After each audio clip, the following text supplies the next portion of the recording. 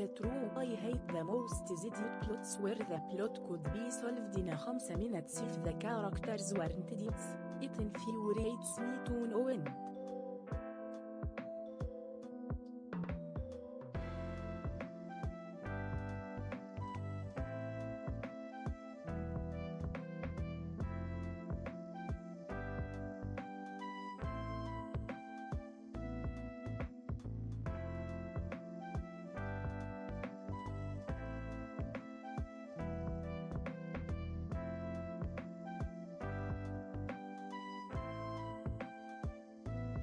Bold of you to donate to someone who can Photoshop you pregnant.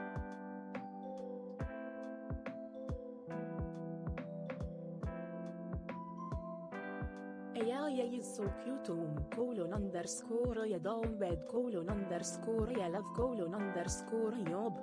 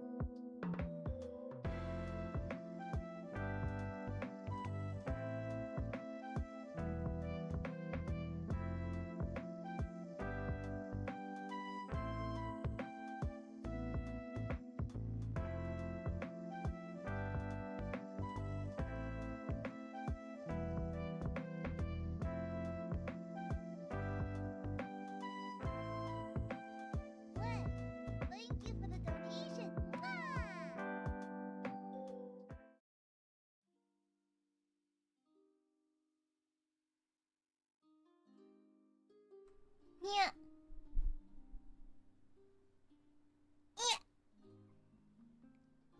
Oi. Yeah.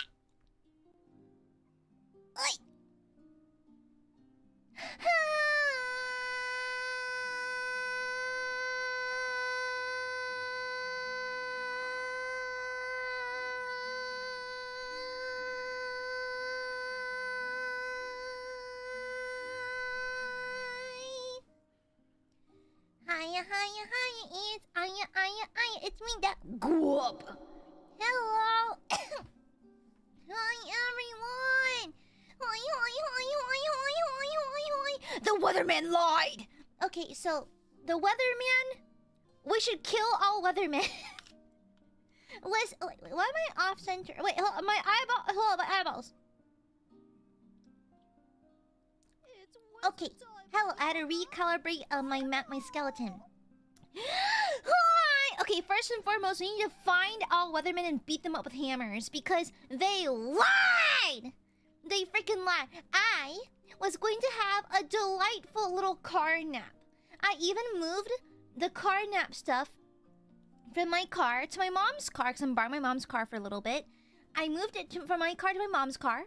And mind you, my mom drives a big-ass SUV. I can lay down all four of the back seats for a big-ass bed.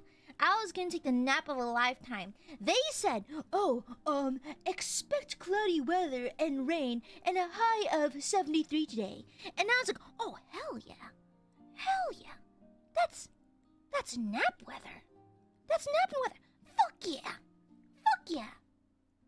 And so, I set up the back of the car. I laid down all four seats. I laid a pillow, laid a blankie, put like an ice cup of water. Yes, we are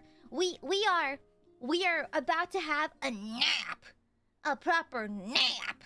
And then nap time, so lunchtime rolls around, and I noticed from my office window, kind of bright outside. Who knows? Maybe in the 2 minutes it takes me to go downstairs and into the parking lot, maybe it'll get cloudy and start raining. And so, I step outside. It is 90 degrees and partially sunny.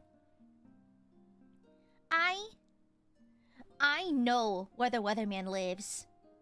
I know which area of town he lives in. I'm going to smash his mailbox. I'm going to egg his house.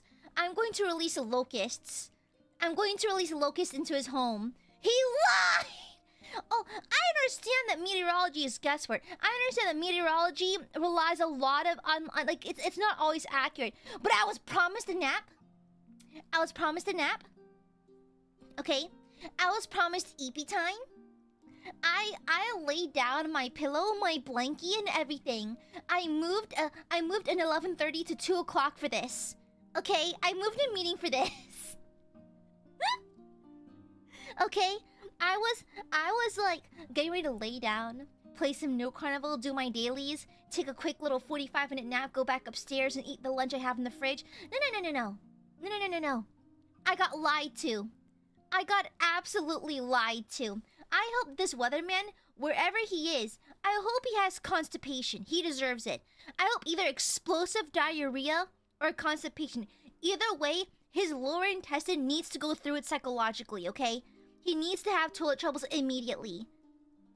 Okay? Effective immediately, I use power word constipation. Okay? Yeah. I want to summon bees and send them to... Did you guys? Firstly, hi everyone. Fuck you, BJ! I'm still mad about yesterday, by the way. Unwise spender! Mods, arrest BJ and throw him in the gulag. Anyways, I mentioned this on stream the other day, but if you missed it, there was like an older gentleman, like in his 80s, who literally had cancer, and he was getting evicted, and so the deputies arrived at his house to like evict him, and then this guy, this lady. She's a beekeeper. She heard about his story. And so as they're trying to evict this man, she rolls up to the front lawn, has like boxes full of bees. She dons her bee suit. And then she has these boxes full of bees, and she rolls up on them. And the video is insane, by the way, because she immediately starts opening the lids of these bee boxes. And bees start swarming out. And then you can hear the cops go, "She's opening the bees!" She's opening the bees! Like, genuine panic. And then swarms of bees, thousands of bees, swarm the fucking front lawn.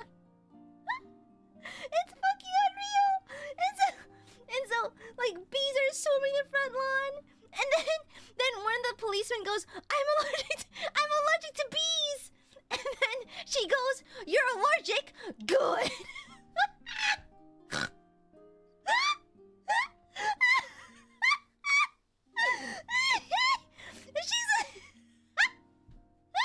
She's like a Saturday morning cartoon villain. It's crazy. You're allergic? Good.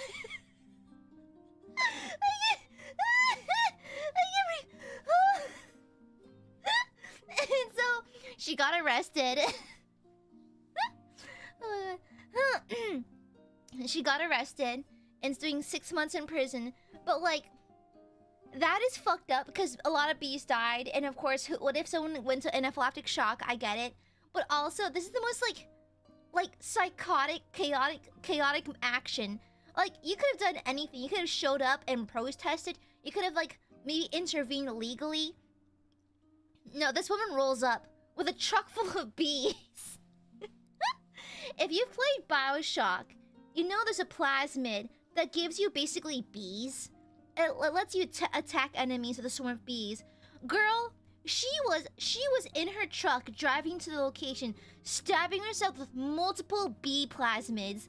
And when she arrived at the house, she simply sicked her bees out. Sicked her bees upon these officers. That is utterly psychotic. I love it. Absolutely psychotic. Okay, not gonna lie. I have a new vocal stim.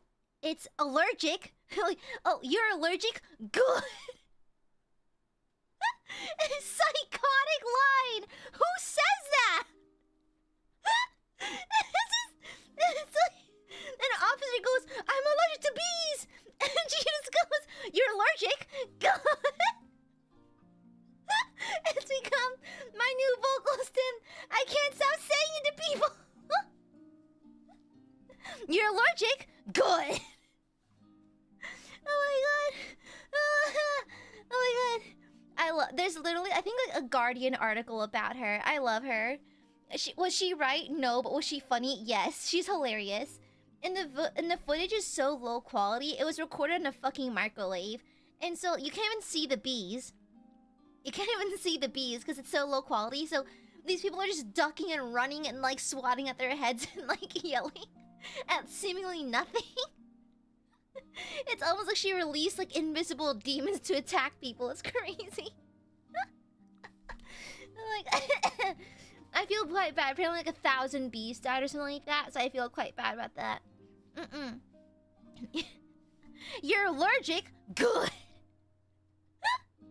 That is crazy.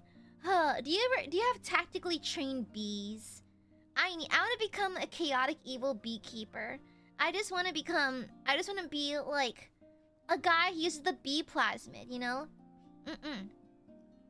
Yeah, but anyhow. Don't you love it when I start a stream with multiple tangents?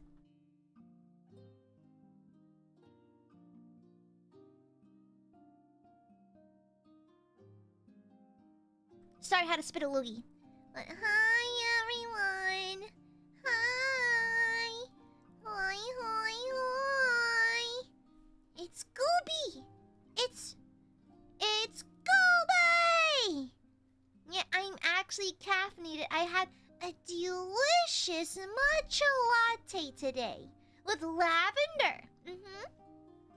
Yeah, on the way home, I treated myself to a little matcha latte with some lavender syrup, and it was sweet and floral and yummy.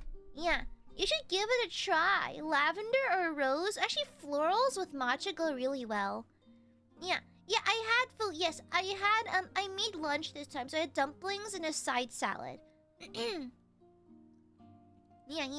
Hi. I already drank it all, sorry.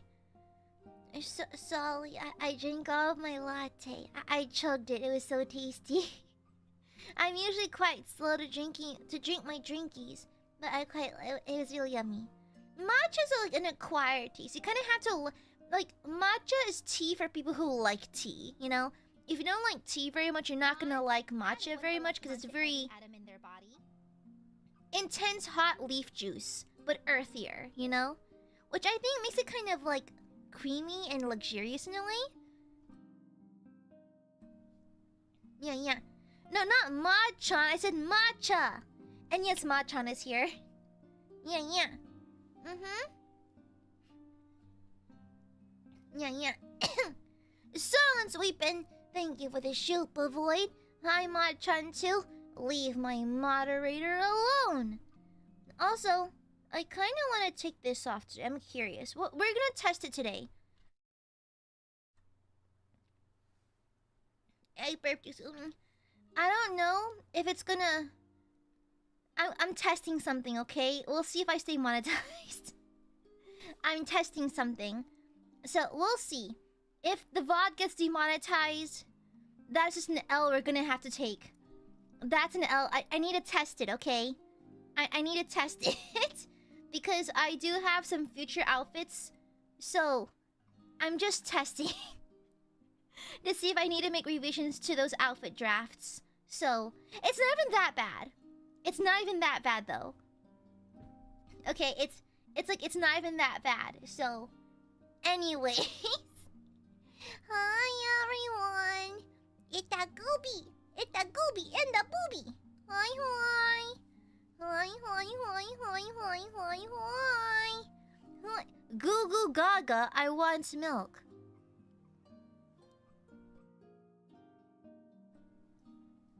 Anyways. Yeah. Anyways. Major, thank you for the Shupa. Bark, pretty woman, lesbian activated. When are you not activated, Major? A genuine question. When are you not like an Olympian woman kisser? Like, Queen Majura treats lesbianism as a competition. Some people just, it's who they are. No, for Majura, it's just a competition at this point. Yeah, okay. Yeah. No, Majura, I only think it slows down at work because you're not actively looking at Yuri. And you're too busy. And so I'm sure it's still there. If you were less busy, it'd still be there, you know? Yeah, yeah. Your blue eye looks... my eyes are green. Yeah. Oh, yeah, there are a ring to lesbians in my chat. Yeah. I think I've stolen a lot of the lesbians in the VTuber space. Hello, lesbians. Hello. And so, hi, lesbians. Hello. Yeah, there's a lot of, like, competitive lesbians in my chat.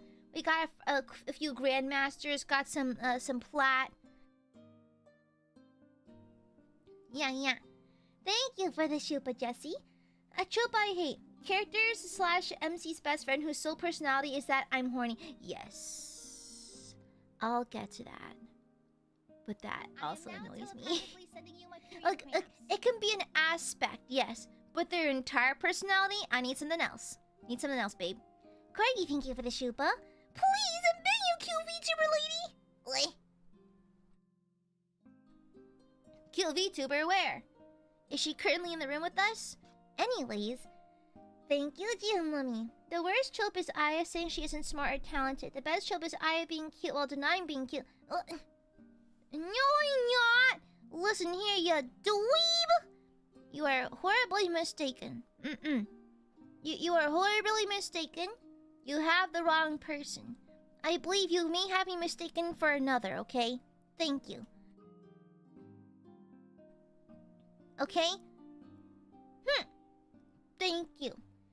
Boy, thank you for the 41 months. Good to see you again. Welcome back. Let me see. Oh wait. Yeah, thank you for the 41 months.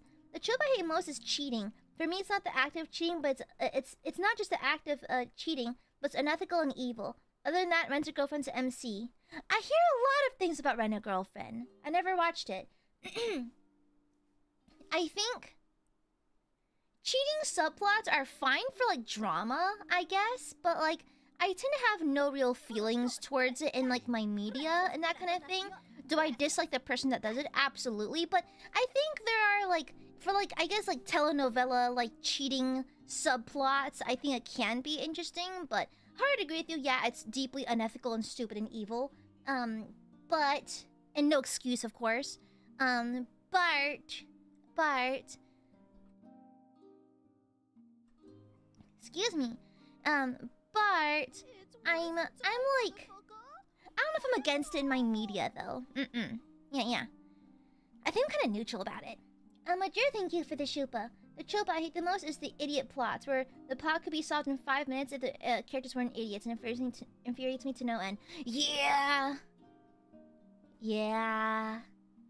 It's like, I don't mind a character being goofy or clumsy or not particularly bright. But once it starts, like, dragging on and on, I think some episodes of SpongeBob with Patrick involved can feel like that. That's what I'm talking about. I think not all episodes. There's some episodes where Patrick absolutely shines, but I think like in newer seasons, he gets dumbed down way too much. And he just becomes annoying and contributes nothing to the plot. And so that's where I get annoyed.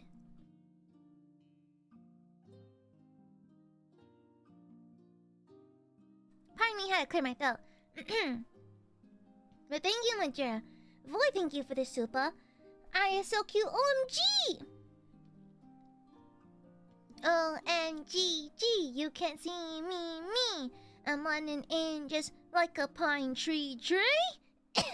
I am unseen. You can't see me cause I'm a ninja. Ninja. Did I just age myself horribly by quoting that? Oh, here's a better one. Dong Sayade. Who's it gonna be? Na. Who's it gonna be? Na. Like, fake K-pop fans like BTS. Real ones love BGA. BGA. We are boys generally Asian. Thank you, Void. George, thank you for the shuabwa. There's a specific way disabled plus chronically ill women are often treated in fiction that really bothers me. Like only existing to inspire / develop an able male character, often being killed off for cheap pathos in the process. Listen, I think disability in media can be handled in a lot of better ways. Now, as a non-disabled, able-bodied person, I probably don't have the right to talk a whole lot about it. But I have a very like perhaps ignorant question to ask. Is Savika in Arcane, like she technically has a disability, does she not? Because she's missing an arm, right? Does that kind of... Sorry, this is a terrible question. Sorry, I just don't know the phrasing very well. Yeah. Is that... she is? Okay, cool. Well, not cool. Well, okay, noted. However, my favorite trope is when people develop like unique or like develop like I think like, hold on, I guess like inventions or like techniques or like abilities that complement or compensate or like somehow work with their disabilities. So having like a rocket arm is kind of sick, not gonna lie. You know? Yeah, I love weaponized prosthetics, yeah.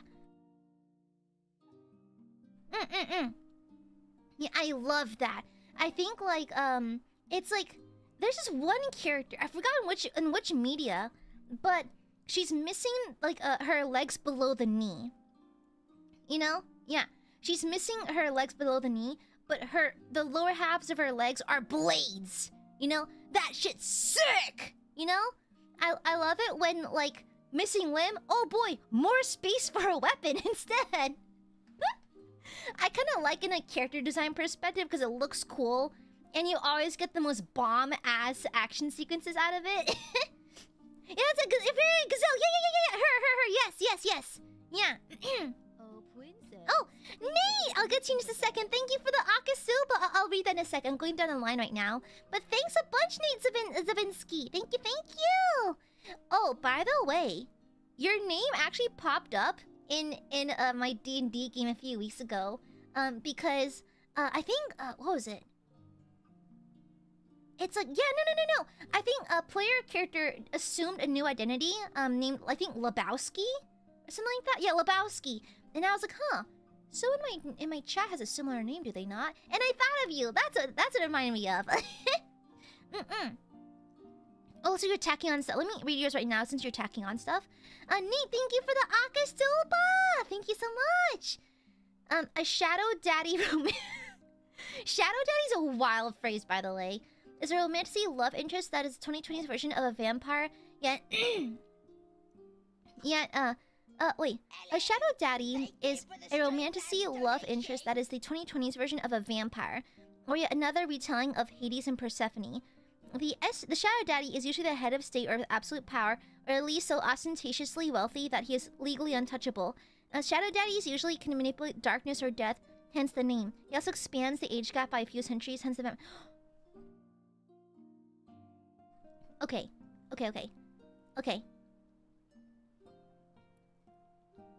This is the CEO Alpha and Tiny Omega Woman meme. Okay? Like, I'm gonna be honest. I love a villain. I love a big bad guy. I get annoyed. Not annoyed, but I get tired. Hades and Persephone from Lord Olympus. I'm just gonna say it. Okay, why are they so wide? First and foremost, why are they trapezoids? Okay, I've seen some crazy Dorito builds from reading Yaoi. But, like, why is it that these Shadow Daddy characters are built like trigonometry? Why are they built like...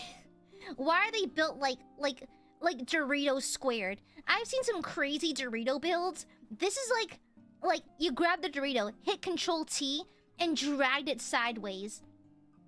Why they built like that? Also, I'm gonna be honest.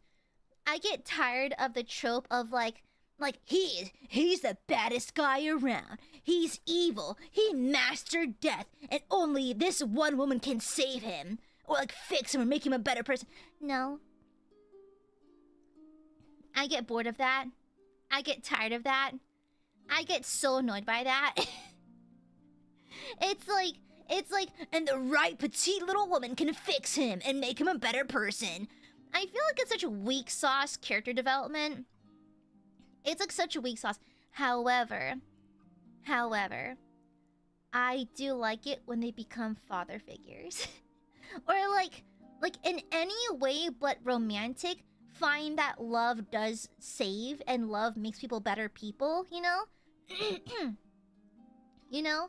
It's like I do like it when the Shadow Daddy becomes either like just like a father, because it finds out like true strength through like platonic love or other forms of love than just, you know, petite omega love, you know? Because it's tired and boring, you know? It was fun the first time you read it, but then it gets boring because every single one. I'll be honest, I have a friend who's deep into book talk. Like the spicy side of book talk. And she explains these stories to me on calls sometimes. And I'm like, babe, with love, these are all the same. The bees will come. These are all the same. These are the same trapezoid-shaped men being fixed by petite women. Like, I get it, but they're all the same. Like, if you're into, I'm not gonna knock on you for liking it, but aren't these all just 50 Shades of Grey? You know? Yeah. Yeah. I kind of like the idea of like a shadow dad, like a big burly person who's like the master of death and can read minds and shit like that. I like that, but in the context of like maybe softening through all different forms of love, especially like either like John Wick and his dog, like that kind of thing, or like becoming a father figure or that kind of thing. Yeah, I need to get into Pragmata or something because I heard it's kind of cute. Yeah. And so, like, hard agree, Nate. I do get really tired of that trope, okay? It's also, like, let's be so real. Those Shadow Daddies are Gary Stews. Okay? They're like male Mary Sues, okay? They're just Gary Stews. And their only, like, interesting quality is that they are edgelords who need love. Okay? That is why I do not like the cold calculating type in romantic interests. That is why in New Carnival, I don't like Kuya. Okay, because his trope reminds me of the Shadow Daddy trope. I now realize why I don't like Kuya. When I was tweeting about New Carnival on Twitter, people like, I think fans were like, "Oh, Aya, what's your list, your husbando list from New Carnival?" Kuya was dead last. You know why? You know why? He gives off Shadow Daddy vibes. Oh, I'm a powerful fox yokai, and I have lots of powers, and I'm not entertained by anything. I'm also a dom daddy. No.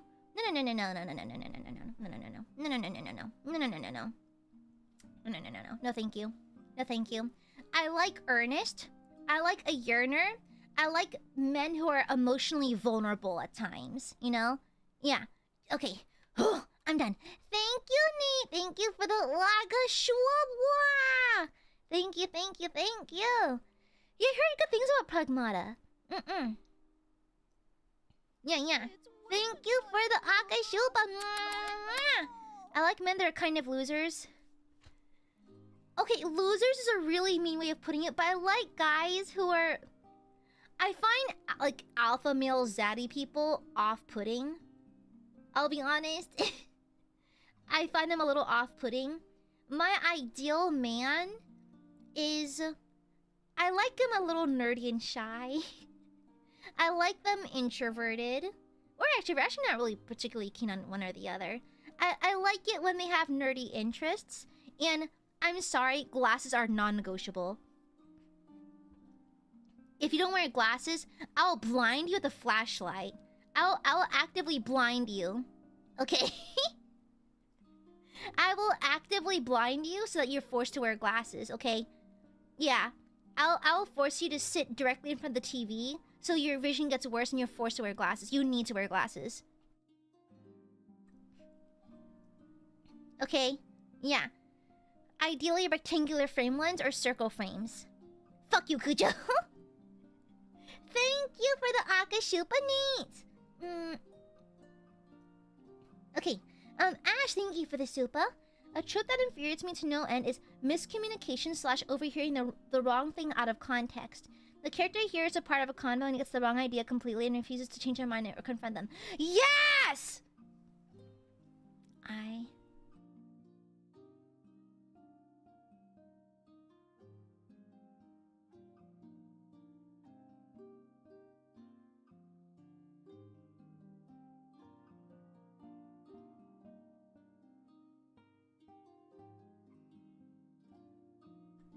Y'all, can I be gross for a second? I'm a southern girl. I spit loogies. Okay, it's normal down here. And so, to spit a loogie, you gotta like do a little sharp inhale and like kind of suck up all the mucus in the back of your nose down to your throat area. Then you spit it out through your mouth, right? That's how you do a loogie. This loogie was so huge. When I was spitting it out, I felt it still be connected. It was still connected to my nasal cavity. Is that gross? I'm so sorry. That was probably really close. But it was such a big loogie that like it was halfway into a towel. A paper towel, and halfway still in my nasal canal. That was crazy. That was the size of a small child. That was crazy. Yeah, I know, right? Yeah, I'm like Nickelodeon Slime Time Live. It's Gooby Sauce. Yeah. Yeah. What kind of phlegmy? Allergies. Allergies make me really phlegmy. I don't get coffee or sneezy. I just get phlegmy. I'm not selling it. Like a mozzarella stick is crazy. But anyways, Ashrose, hard agree. Don't bid for my loogie. Thank you, Phantom. Shush. No bidding. I abhor that trope. It's like, even if they mishear something, why does everyone lose their communication skills? If you have to pivot a plot point based on accidental mishearing, and then no one having the boss go, hey, I heard this, can you clarify? Drives me insane. It's like, I hate that. I hate that. I'll be honest, when my mangas have that, I just straight up skip it. I just spam the next page until it gets to the good part where they do like make up sex, you know, like when they bang afterwards after they've made up, because I like the drama's not even good. It's not even good. There's a lot of ways to build relationship drama and romantic media, but like this one is bullshit. Bullshit. Okay? Nonsense. Absolute bullshit. I hate it. I hate it. If I see this in manga, I actively just skip the pages. But thank you for the super. Ash was hard to agree. Void, thank you for the super. It's a go, baby. Very cool, thank you for the gift. And mwah! Void, thank you for the super. Leave Machan alone. Oh, let me see. Oh, thank you, Major. Thank you, Corgi. User account, thank you for the shupa. Don't get me wrong. I love an evil, villainous character, but they need to have a goal or motivation. I hate a character because I'm an asshole because it's funny. I'm gonna say it. I don't like Jax from Amazing Digital Circus. I'm gonna say it. I'm gonna say it. I don't like Jax. I just don't. But he has trauma. I don't care. His entire personality is, hey, a bad thing happened to me, so I'm making it everyone's problem now. It's like, this is why Kinger is my goat. Everyone, Zubul and Kinger are the two best characters in the Amazing Digital Circus. Okay? Alright? I do not like Jax. Jax is Bakugo, but somehow worse written. Okay? Bakugo, but worse. Which I didn't think was possible. Okay? No. The two best characters are Zubul and Kinger. Okay? Okay? It's no, I don't like it. I don't like it. I don't like it. If you're evil, if you are evil, the thing is, you don't even need to have complex like motivations. For example, Griffith just wants perfection. He's Fulgrim outside of Warhammer, essentially. They even look kind of similar. Listen, your motivations don't have to be crazy complex. They just need to be a motivation, you know? Like, oh no, bad thing happened to me. You can be better than that. Come on. I get it. That's an origin story. I get it. But we've seen it a million times, and I feel like it's really fucking weak. Okay? I like Ragatha too. I just hate Jax. It's like, not gonna lie. Whenever Jax is on screen, I just skip it. Because, like, his whole plot is just, like, I'm gonna be mean and be fan servicey by being in a maid outfit. You know? It's like, it's just meh. Meh.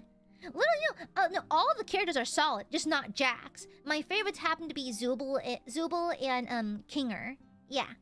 Mostly Kinger, though. I mean, to be fair, I kind of liked him from episode 1 because I thought he was like a cute, like I think he had one of the cuter designs. And then episode 3, come on, the scene where he holds Pomni's hand and they hold their breath together as they walk through the hallway. Come on, the way that like he visits his abstracted wife and just quietly looks at her and they just hold it. Come on.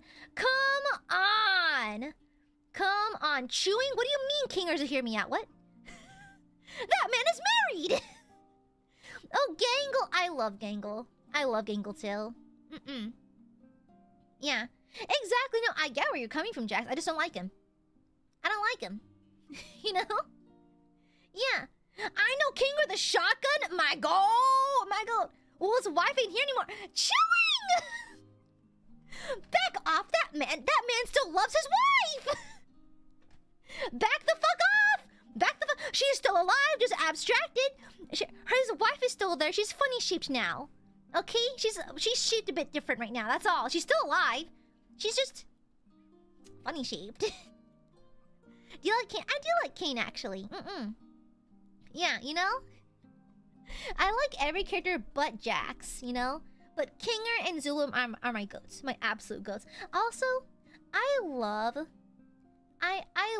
the way that Zubul interacts with Gangle. Yeah, I just love it. That kind of like the soft way they talk to her. This like Like the subtle ways that that Zubul extends comfort and support to Gangle and that kind of thing when she needs it. It's I love it. I love it. It's so cute. Zubul is such a sweet person. Yeah. Yeah, I love Zubul. It's the kind of friend I want to have type. The kind of friend I aspire to be, you know? Yeah. Is her ship name Ab's Tragedy? That's actually a really fun ship name. Yeah. She's basically ambivalent. Shut up, Kujo. But thank you, user account. Hard agree. That is why I don't like Bakugo's writing. I like villains with just a motivation, any motivation, please. Thank you for the Super Phantom. And also, to be fair, I tend to gravitate towards villains.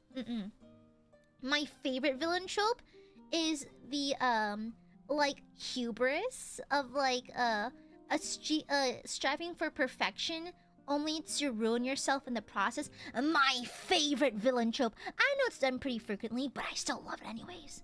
I love it. I love like being one's own folly. I love it. It's my favorite villain trope. But thank you for the Super Phantom. I don't think there's any tropes I hate outright, but mainly judge tropes by execution rather than existence. So trope I like in one piece may hate another, vice versa. That's pretty true, yeah. I think there are cases where a trope I wouldn't normally like fits pretty good in other ones, you know? I understand, like...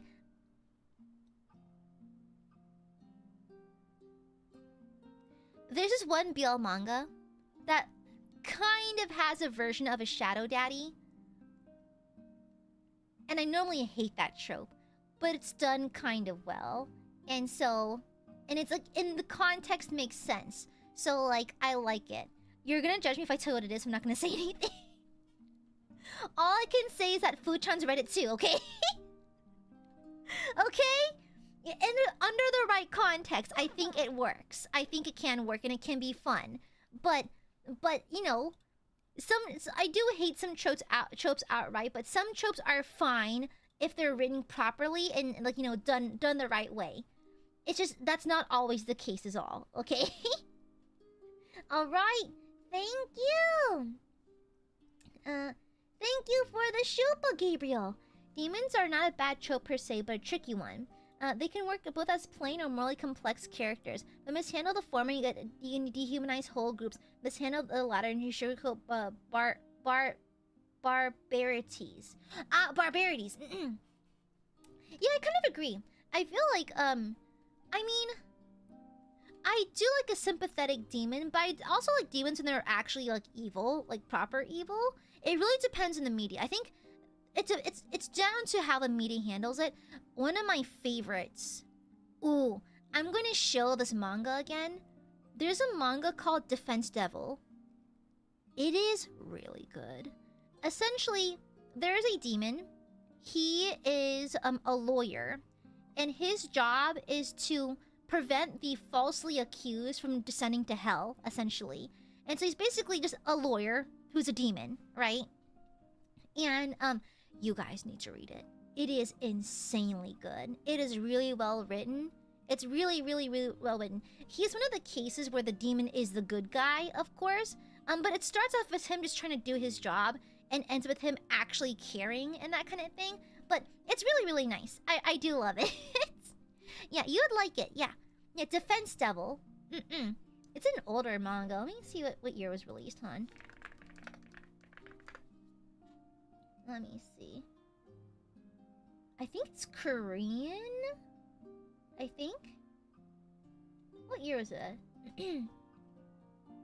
2009! It's 17 years old. No. Yeah, 17 years old. Oh my god. It is 17 years old. Oh, it's Japanese. Okay, Japanese. Gotcha. Oh my god. It's 17 years old. It's 17 years old. It can vote next year. That is crazy. That is crazy. Oh my gosh. Oh my gosh. Okay, but it's a really good read. It's a really good read. Yeah, yeah. And it's also interesting because not every case is solvable, and not every client he has is actually a good person, because without spoiling anything, it's like, yes, his job is to defend those who need to be defended. However, he's not always assigned people who are defensible, if that makes sense. There are some actual evil people that he has to defend as his job. And so, like, really, really interesting.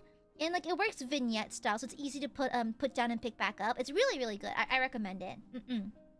Thank you, Gabriel. Thank you again for the Akasupa Nate. Kacho, thank you for the Shupa. Phone. I like it when the authors give the world instant messaging, particularly for plot convenience. Give me good reason or don't give them a phone. I feel like, you know, was a really interesting use of, like, a cell phone. So, well, firstly, in Durarara, firstly. And secondly, if you've read Innocent by Shinichi Sakamoto, it's a historical, like, a historical fantasy manga. And there's, like, Shinichi Sakamoto really likes parallel universe, not parallel, but like he likes emphasizing the importance of a gesture or a scene by drawing it in different timelines. So, like, there's this one scene where Marie Antoinette, like, let's see, like, she kind of, like, withdraws and disconnects from people. And it's symbolized by her removing her contacts on her phone. But it's 1700 France. They don't have phones, right? But it's symbolized by, like... And it's so funny because it's such a jarring scene. Because she lays in her period-appropriate bed. No technology, no nothing. Then out of nowhere whips out a smartphone and starts deleting contacts. And that kind of thing. And so I kind of like that. I kind of like it as a interesting parallel, you know? Yeah, yeah. Also, girl, I hate it. I hate it when, like, the trope of, like, mixing an important text and that leading to an argument between, like, the lovers or something. Girl, it is 2026. We don't miss texts around here. Okay? Maybe I'm just chronically attached to all my technology, but how'd you miss that? It's like, do you not have a buzzer or something? And even then, people are understanding if they miss messages. It's just annoying. It's annoying. It's annoying. We are attached to our phones, okay? Gianlami, thank you for the Shupa. I'm not a big fan of The Chosen One. I roll my eye at love triangles, and I really despise seeing the classic beloved characters getting sidelined or humiliated in order to prop up new characters. Yeah, I don't like that either. That last one especially. Especially because, like, you spent this time building up this character for fans to like them, and then they get, like, nerfed so that fans can move on to a new character? No! I hate that. I really don't like that. I also hate love triangles. Just bang menage a trois, threesome it. I don't know. Okay. I do like The Chosen One. You know why? Because the guy from Spy Kids 3D is the guy. He's the chosen one. So actually, I disagree. I like the chosen one kind of trope because Elijah Wood is the guy and will lead everyone to level 5. Yeah, shut the fuck up. Listen, he's gonna take them past the level 4 in the lava level to level 5. Okay? No, I like it. I like the chosen one because he's the guy. He died a hero. Shut up, Ben. Shut up! He died a hero!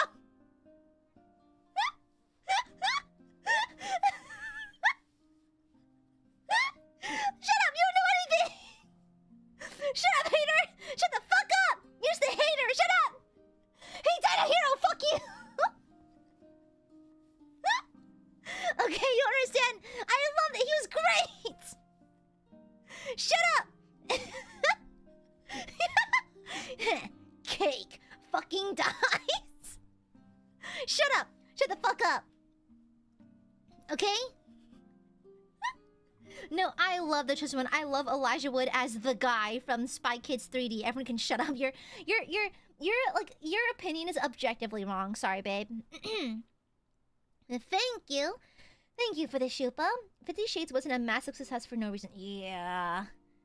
I mean, some people are into that. That's fine. It's just that I'm not particularly keen on it. It can be done well, just rare because it's so overdone and tired. Yeah, very good. Thank you for the Shupa. He's just a guy. No, he's the guy. Have some respect for a hero, okay? Have some respect for a hero. Jim, let me thank you for the Shupa. I'm also kind of tired of every main villain in a fantasy sci-fi essentially being another evil... an evil Austrian painter. Interesting. Nothing wrong with bits of every villain. I want some variety. Yeah, I think it's because... Like, because writers often think of that as, like, the ultimate evil, you know? And so I think, like, in an attempt to make the villain, like, the most evil thing they can think of, they reference real-world references to what they know. So I think that's why a lot of, like, big, bad, evil guys have some kind of commonality like that, because we're just working off what we know, right? And, like, what's in recorded history. And so, like, to be fair, I don't super mind it. I guess I only think about it, I guess. Yeah, I guess I only think about it. But, like I said, there's a reason why the, like, man's primary folly being the, like, the search and quest for absolute perfection and then ruining themselves along the way is my favorite villain trope. I love it. And typically people who have that quote, that trope tend to be very cunty. I love a cunty villain. Okay? I love a sexy, cunty, absolute bitchin' villain. I love it. I love it when the villain is absolutely tea. I love it. I want body and face tea. I love it. I love it. It's just... God. I want them absolutely devilishly cunt. Top 5 Aya villains? My favorite villains are probably... Griffith for one, my favorite villain of all time.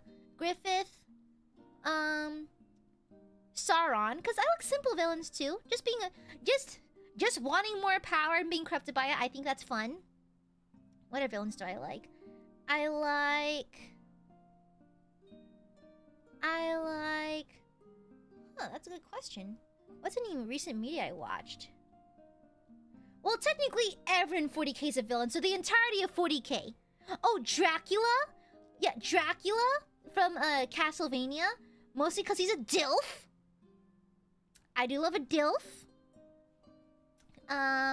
What else? Any movies like lately? Oh, the Smile Demon. The Smile Demon in Smile. Yeah, I guess Kane counts as a villain. I guess. Yeah, and what other?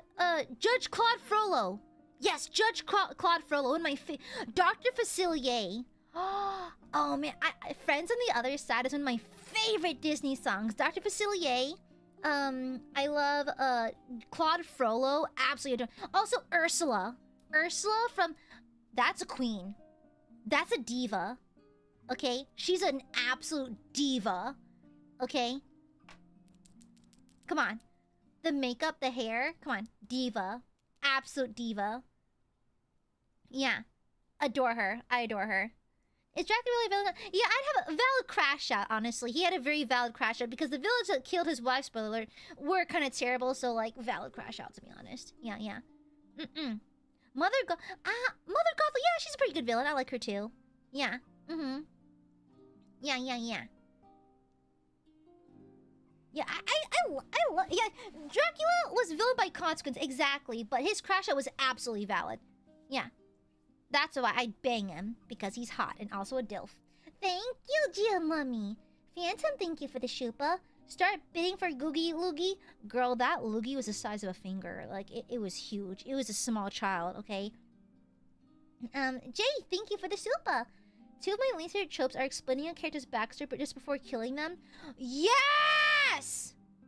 Girl, if I learn this character's backstory within 5 chapters before their death, girl,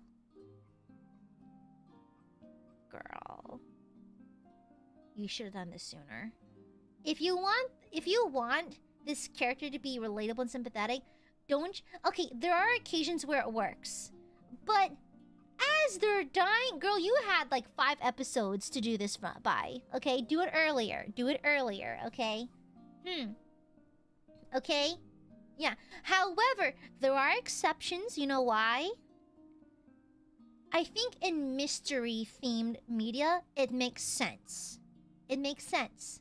So, for example, in Mononoke, so not Princess Mononoke, Mononoke, it does that a lot. Where you don't know anything about the character until right before something bad happens to them, because the entirety of the episode is investigating them. And it's written in a way that builds tension and builds on their character, and you find out more and more and more and more, and then they die, or something bad happens, because Mononoke is at the end kind of like a tragedy. And so, like, I quite liked it. I think mysteries is kind of like the exception. Yeah, I think it's exempt from that kind of like the connotation of that trope. Yeah, it makes sense. It makes sense. But for like cheap rug pull like sob stories, yeah, no, I hate that. I hate that. And I'm gonna have a slightly controversial opinion. I noticed in some media, in some movies, and one of which Train to Busan, one of my favorite movies, I like Train to Busan, pulls this trope as well. Why is it? When the main character is dying, they dedicate 5 minutes of them staring out into the distance so that people have time to cry. Does that make sense? You know what I'm saying? I feel like in a lot of like, especially Korean movies, there tends to be like this strange, not strange, but this obvious like, here's where you cry scene, right? Like, okay, cue, cry, you know? And so, not that I don't like it, I've noticed it. A lot of them do that. A lot of them do that. And also, off topic, slightly on topic, I recently rewatched Parasite. Girl, this scene where the little boy is at the fridge and then he sees the face peeking from the staircase, and it's not even it's just a guy. It got me. I recently watched it on the plane to Vietnam. I forgot how good that scene was. It's actually terrifying because I think like Parasite's more of like a dark, like a horror comedy. You know, I guess like a black comedy kind of thing. But that scene edged it into a horror territory. Because what the fuck was that? What in God's name was that? That was awful. That scared the shit out of me. It's just the guy just smiling from a dark staircase. Girl, I would have a seizure too. Honestly, kid, I agree with you. I too would freak the fuck out. I think it happens a lot in Korean media, BG, but not all of them. Yeah, you see, I avoided all trailers, Hama. Yeah, I tend to avoid a lot of trailers because I hate watching ads, first and foremost. And secondly, I feel bad. I liked Sinners, but I avoided watching it for a solid year because I got annoyed by the ads.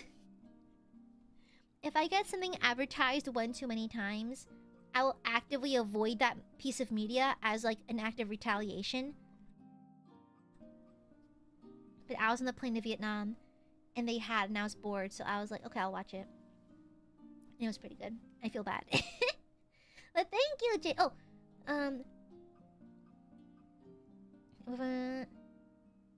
okay, two of my least favorite tropes are explaining characters' backstory just before killing them and trying to make one sympathetic by having everyone be nasty to them. I find both rather lazy. They are, a bit. Yeah, a little bit. I agree, Jay. Kacho, thank you for the shupa. Thank you. I hate Super Genius being an asshole and using their genius to justify their bad behavior. That's just light Yagami. I'm sorry. It's just, that's light Yagami. But I like light. The thing is, I hate pretentious geniuses. You know? Yeah. I don't know, what did Light do to make me not hate him? I don't know. I still like the Death Note. It's still one of my favorite animes. You know? Funny enough, it's still one of my favorite. Maybe it's because he has a rival. Maybe it's because there's someone who's equally, if not more smart than him. I think that's why he's bearable, because he's busy, like, locking brains with L. But I think on his own, without the presence of like the good guys, I think he'd be insufferable. Yeah, you know. And so, I like I like Light Yagami. Yeah, the rivalry is what made this show, because I think if like there was a show where there's a super genius, I do get a little bored. I do get a little bored. The drama and sexual tension between Light and L kind of what drove the show in the right direction for me. Yeah. Divine Smite! And also it helps that a lot of characters, not just L. Like, who's Ray Penber's wife? Like, because I think like she's the wife of a guy that Light killed on the train. And she was kind of like on his case. She was kind of on Light's ass. And like, I love this scene where they're walking on the street and she's low-key like outsmarting him and that kind of thing. And so he's only able to clutch it up last second, right? But like, it's nice that Light is very, very smart, but he's constantly challenged. Yeah. Yeah. Oh, Naomi? Yeah, Naomi. Yeah. And so I kind of like Death Note. And also, with that being said, Death Note is so campy and overdramatic. I love that. I love it. I love that. I love it because it is campy. It is campy and overdramatic, and I'm a theater kid, and I love that kind of thing. It is so... Girl, these angles are crazy. I love it. I love it. Yeah, I like the fact that Light is very, very smart and he's evil and all that, but his genius is constantly being challenged. He's not the only smart person out there. Even like Naomi, who's not like a super detective like L or Nier, was able to like corner him pretty hard, you know? Yeah, I quite like it. I quite like it. But anyways, like without that, it'd probably be a little insufferable. So Kacha, I do agree. GM, let me thank you for the shupa. I'm also very tired of deconstructions and subverting expectations. 99% of the time, it's pretentious out-of-touch writers with no love or respect for the source material or genre. I feel like it's hit or miss. I feel like it's kind of hit or miss. I think, what is a subversive piece of media? Hold on. I don't recall one off the top of my head. A subversive piece of media.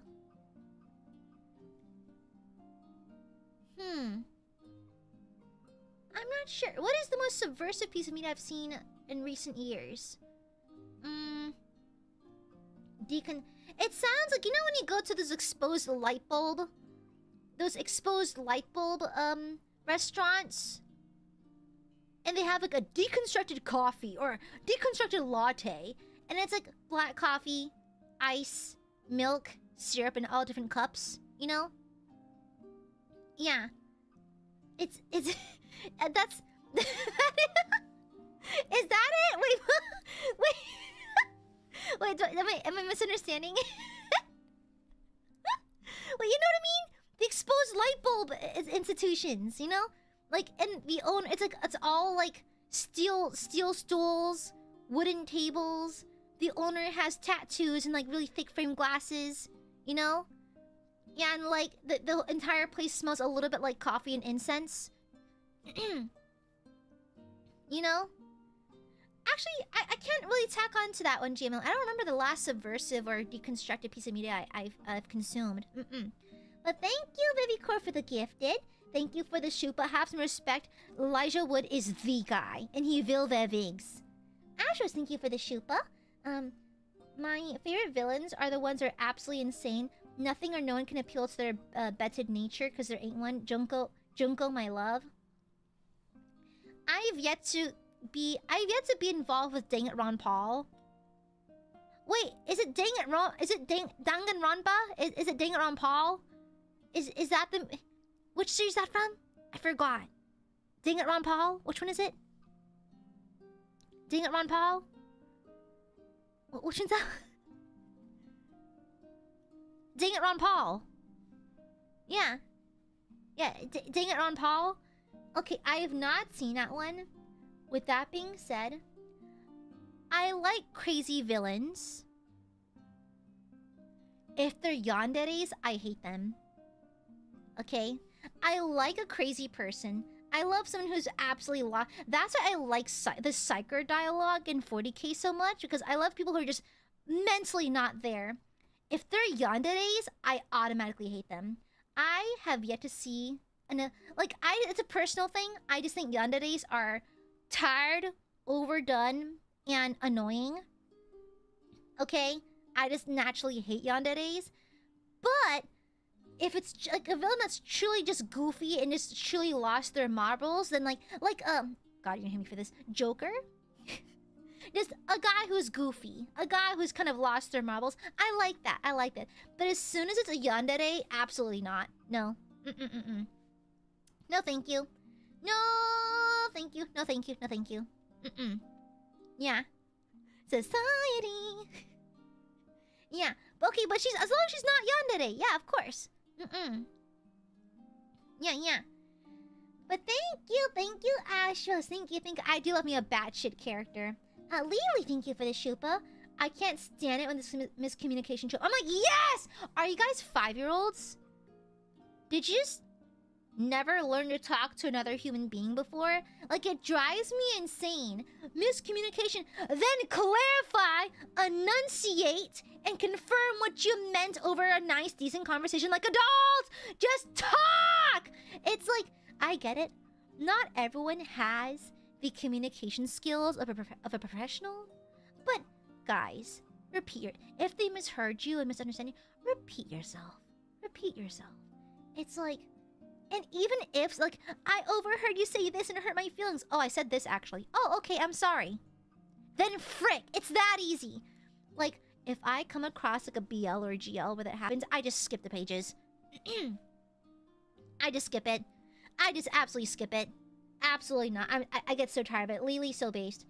Yasaka, thank you for the shupa. Kind of think of it. What makes or breaks a lot of tropes is agency / proactivity involved.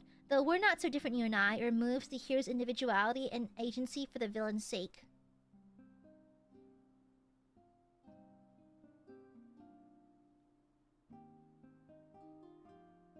I don't know how I think about that. Bold of you to donate to someone who can Photoshop. One thing I will say was, have y'all seen Batman: The Killing Joke? It's an animated movie from, I think... What year? I think it's 2016. Yeah, The Killing Joke. And I remember there's one scene where, like, the Joker is with Batman, and the Joker makes a joke. I forgot what it was, but it was like a goofy, like story joke kind of thing. And then like Batman and the Joker start laughing at the same time. I'm pretty sure there's some kind of parallel going on there, but I also know nothing about DC Comics. But my brother said he liked that scene. That's all I have to offer. That's all I have to offer. I don't think I'm smart enough to parse out your super chat, Yasako. Sorry. Gooby? Hello. Thank you for the Gooby not smart enough. Gooby kinda open. And so I'm not smart enough to parse it out. Sorry. Gooby a bit open.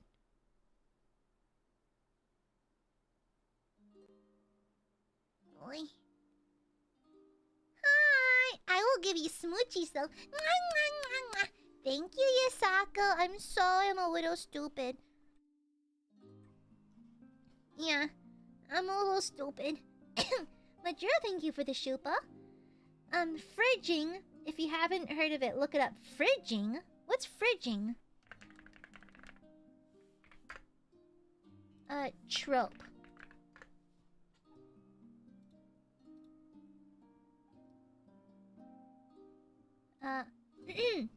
Fridging is a narrative trope where a character, typically a female love interest or family member, is killed or otherwise in duress to provide emotional stakes or motivation for a protagonist's revenge or development.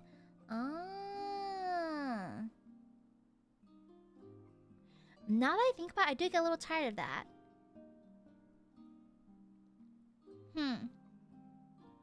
That happens a lot, actually, now that I think about it. Huh. Yeah.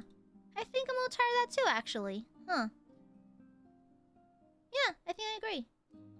I never noticed it until just now. I guess that's where the damsel in distress tropes comes from, or I guess some kind of version of it. Huh. Yeah. Yeah, that is kind of annoying, huh? I notice it a lot. Oh, wow, a lot of movies have that. Huh. Fascinating. Never noticed until just now. But thank you. Thank you, my dear. Thank you. Jim, let me thank you for the shupa. I really dislike political commentary in most modern media just because it's so poorly done. Instead of subtle, poignant food for thought, it's often like a lecture and probably particularly angry Karen. I can't really comment on this because it's kind of delving into territory I'm not really allowed to talk on. I think, like, for any kind of, like, I suppose, theme, I guess everyone likes the theme to be tastefully implied or tastefully implemented rather than ham-fisted. I think this goes for anything. Whether or not you like violence in your media, whether you like political commentary, whether you like this genre, that kind of thing. I think everyone prefers media to have a tasteful amount of its meaning, tasteful amount of its theming, rather than ham-fisting. Like, I think literally yesterday, we were talking about Bioshock Infinity, and how the plot was kind of ham-fisted, a little bit in your face. It probably would have gotten better, and I kind of agree. It would have probably been a little better if it was like, you know, maybe ease off the gas a little bit on that. Maybe just be a little less ham-fisted. Maybe go a little more chill on it. So I think that applies to a lot of things, Jim Lemmy. Yeah, thank you. Godslayer, thank you for the super. Is this real life or any tropes? Any trope you want. Yeah. Or real life. Either one's fine. Yeah. Thank you for the shupa, Jim Lemmy. Thank you. Yeah, it's so funny. I heard that like my mom and dad love Star Trek, and apparently it was quite revolutionary for its time. Thank you. Cappy, thank you for the 44 months. Good to see you again. My least favorite troop is the Ringling Brothers. Clowns are entertaining, but the acrobats are underwhelming. In the cotton candy, 2 out of 10. Mods, cue the sniper. It's so funny because I used to be a troop. I was in theater for a while, so technically, am I your favorite troop then? Right, Cappy? Thank you for the 44 months. Mwah! Har, very funny. Thank you for the super, Yasako. One trope I hate is when the bad thing happens and then they show a bunch of pigs being noisy and looking at the camera. Very mean to Sussus domesticus. Pigs? Huh? Huh?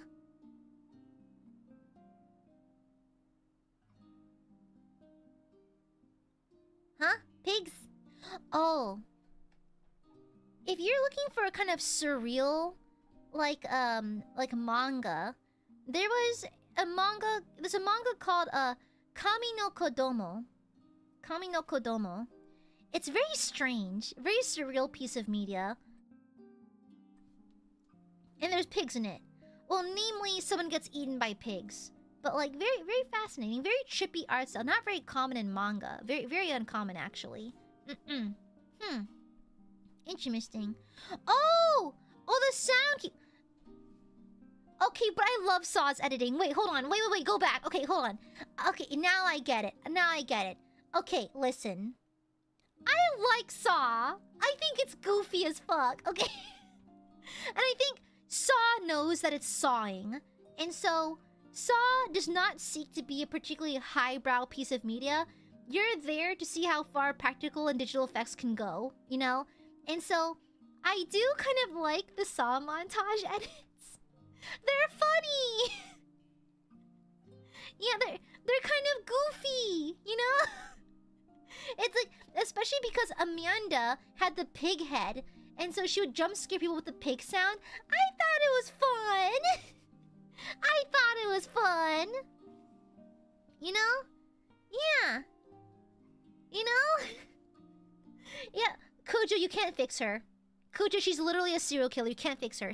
Cujo, I hate to break it to you, baby. You literally cannot fix her. She's killed people. Cujo, she's killed people. Cujo! She's in love with John Kramer. Cujo, no! Because you can't fix her. She's killed people. Okay, just because she's a pretty girl doesn't mean you can do that. Okay, damn. Yeah. What's another trope I hate? I hate... Okay. I'm going back to this one. I hate the perv trope. It's like, I think it's fine to be pervy among other things, you know? But when their entire personality is, hello, I'd like to grab your titty, it gets a little, you know, a little boring, you know? Additionally, the thing is, you can have one-note characters, okay? The problem is, for some reason, jokes tend to linger on them. It's like, you can have like a one-note nerdy character, a one-note angry character, it's whatever. But the problem is, I notice a lot with, if you have a pervy character, the humor lingers on them for way too long. It's like, I get it, moving on, I get it. It's like angry characters or whatever other character trope or whatever character archetype tends to be like quick, you know, like every now and then. I feel like for some reason it always lingers on them. They always come up way too often. I don't know why. It just keeps going for some reason. It just keeps on going and it gets annoying, you know? Yeah. And so I think there's ways you can implement it as like an aspect of someone's character, but when it's their entire character, it is a little flat. And unfortunately, for some reason, the humor lingers on it. I don't really care for it very much, you know? Yeah. Thank you, Steve! Amnesia is so overused. Yeah. I do get a little tired of, I lost my memories!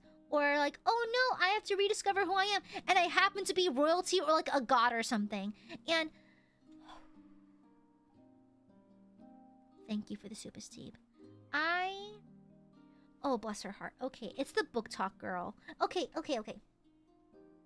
I have an acquaintance. And just so you understand what her preferences are like, unironic book talk spicy girl. Unironic lover of Lore Olympus. That is all you need to know. Okay? That is all you need to know. She thinks Lore Olympus is good. Okay? Like, bless her heart. Bless your sweet little heart. Bless your sweet little heart. I've DM'd her before. And when I say that her characters are just young adults protags, like young adult novel protags, it's like, oh, she's a peasant, but she does not realize she's secretly an heir to a long line of royalty and is related to fucking God, you know? It's like, the thing is, that's fine, okay?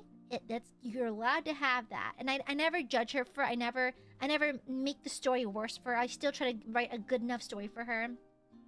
But like, it's like, the taste levels are showing a little bit. And I hate that trope. I hate the like, oh wait, I'm secretly this. I'm actually royalty and I had no idea the entire time. And so, I don't like it. The only time I liked it was with Tangled because it made sense. Okay? The whole basis of the story is the fact that she's a missing princess. We knew that, but she doesn't, you know? And so, when it's revealed, it doesn't feel hammy to me, you know? But, it's just... But she's secretly a mermaid princess, and she had no idea this whole time! And it's like, okay, well, that's just a young adult novel, you know? Lore Olympus? It is something else. It is something else. Never apologize for being Sicilian. Lore Olympus is the big trapezoid-shaped alpha and 3 apples tall omega meme. It is the female protag is 2 apples tall. The male love interest is a trapezoid who's blue. It is something. It is something. It's a piece of media that exists, and for a while, some of my friends tried to convince me that it was good, and I felt bad for not liking it, and so I feel so justified in not liking it now that people are like communally kind of shitting on it. Never apologize for being Sicilian. It's crazy. Oh, thank you for the right voice. Welcome on in. We're talking about tropes. Welcome on in. Welcome on in. Welcome, welcome, welcome. Hello. Hoi hoi. Hoi hoi. Thank you for the right fish. Hi, you guys. Hello, hello, hello. It is I. It is Gooby. Gooby with 2 booby. Hello. Hoi hoi. Yeah. This is one book I read when I was a teen, where this girl has amnesia due to a traumatic event, so the plot is her trying to find her identity and why she's being hunted down. Maybe it's nostalgia. I mean, you're allowed to like these tropes. Just because I don't like them does not mean you can't like them. By the way, transparency. You're allowed to like things. In fact, I find it more fun to like things than to not like things. That's why I watch Cinema Wins, not Cinema Sins. And so, like, if people don't like your trope, but you like it, you're allowed to. Nothing bad's gonna happen. You're allowed to like it. It's perfectly fine. Act normal, Cappy. Guys, you have guests. Please act normal. Gabriel, thank you for the shupa. Sorry, 80s kids, but I dislike John Hughes movies because his anti-heroes never seem to pay the price for their shenanigans. I like brats who get caught, get punished, and still think it was all worth it. John Hughes.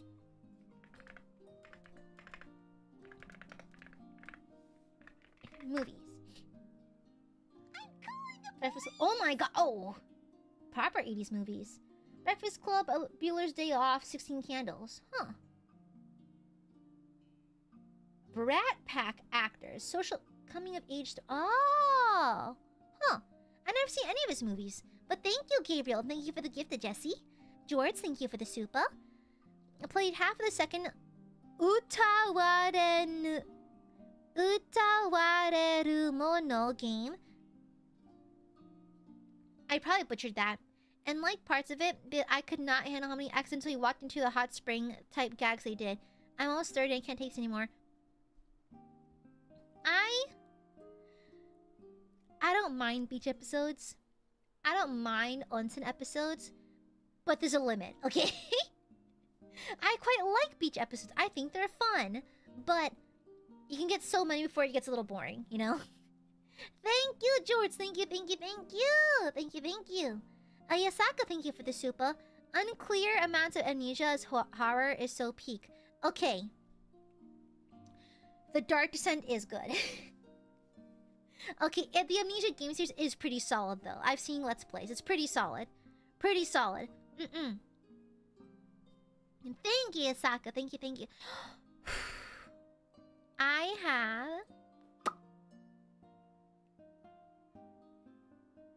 Okay. I have a controversial take. How come the main characters in games are not cute? I say this with love. Okay? I like playing visual novels. I like playing ultimate games. I like being the main character in a harem of cute girls. Why am I faceless and ugly? Can the protag not be a little more put together, you know? You know? It's like even if it's self-insert. But the thing is, even if it's a self-insert, do you not want to be put together? Do you not want to be conventionally attractive? Do you not want to be a nice version of yourself, you know? It's like if you're gonna be someone, why not be attractive and interesting, you know? And so, like, or at least be customizable to some degree. It's kind of like where maybe it's because I like customizing characters, but like I kind of get tired if I can't customize my main character, you know? Yeah. A lot of recent visual novels avoid that trope these days, but a lot of old school ones have it. But I guess it's a sign of the times. Yeah. I do get a bit tired of it, but like, it's nice to know that at least it's getting a little bit better, because I want to customize them, you know? Yeah. Yeah, if it's gonna be a self-insert, I want to be cunty, you know? Like a bit of a cunty self-insert. Yeah. Yeah. Just saying. But thank you for the super Yasako. Thank you. It's meant to be generic? You can be attractively generic. Why do they always have unkempt hair and unbuttoned shirts and like sloppy clothing? Could they like not be bothered to like, you know, shower, brush their hair, you know? Yeah. You see, that's why Dramatical Murder is based.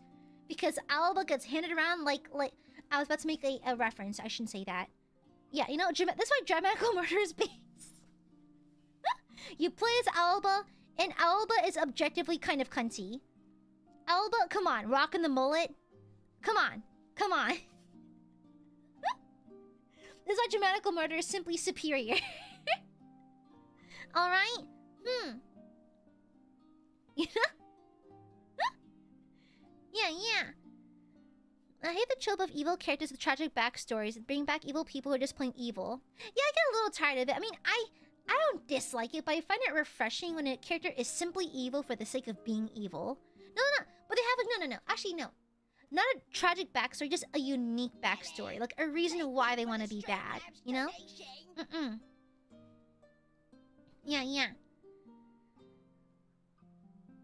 Yeah, exactly. Okay, like Keiichi from Higurashi. At least he's put together. At least he brushes his goddamn hair. At least he's not looking like a slob, you know? I feel like some of these MCs look kind of slobbish, you know? Like, brush your hair, take a shower, maybe like brush your teeth, you know, something, anything. Why are some MCs so unkempt? Okay, at least Keiichi, at least he's put together. He looks like he showers at least a couple times a week, you know? Yeah. Yeah, you know? But that's a personal preference of mine. It's a personal preference. Oh, but thank you. Oh, I got a Streamlabs thingy. Hold on. Thank you for the show. Thank you for the donation, Envy. The mascot waifu. Nothing grinds my gears more than when the media focuses so much attention on how pristine, sexy, mysterious, and marketable she is. No juxtapositions, no insecurities, no ugliness until 60% into the show. One step away from Mary Sue. Mascot. Oh! Oh, so this is basically a Mary Sue. Yeah.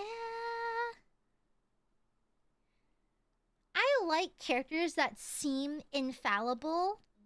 I quite like it, but I like them having, like, critical flaws. And when I mean critical flaws, I mean, like... This goes back to me liking the trope. This goes back to me liking the trope of people who strive for perfection only to corrupt themselves along the way. But, like... I like Mary Sue's Gary Stews only if they have, like, incorrigible, horrible downsides. I guess that makes them not Mary Sue's then. Yeah. Perfect in every other way, but has a critical, like, a horrible thing about them. You know? Oh, I see. Yeah. I do find it when some... Okay. I get slightly bored of female leads. Actually, male leads, too. Where their personality trait is that they work too hard. Like, they're so perfect, but they work too hard. I don't like that trope. Because it's boring. And it's not really a negative trait in moderate amounts. I find some characters kind of like that.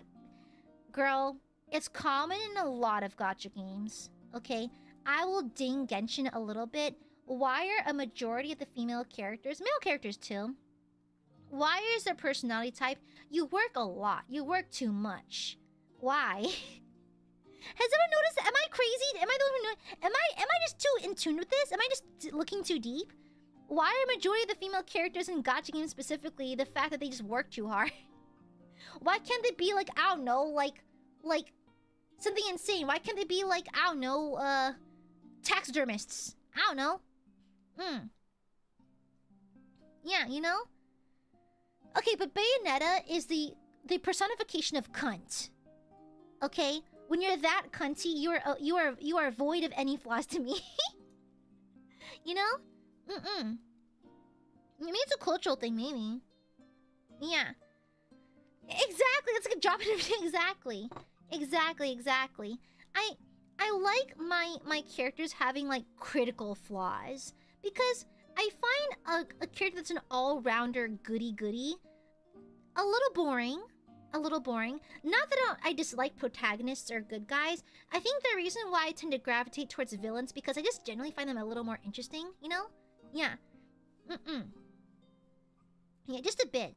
Yeah, you know? But thank you for the donation, Envy. And thank you for the super BJ. Thank you. It's an odd take, but I don't like it when they show military firepower to be absolutely useless. Get into Ajin. If you've not read Ajin, avoid the anime. Don't watch anime. It's 3D.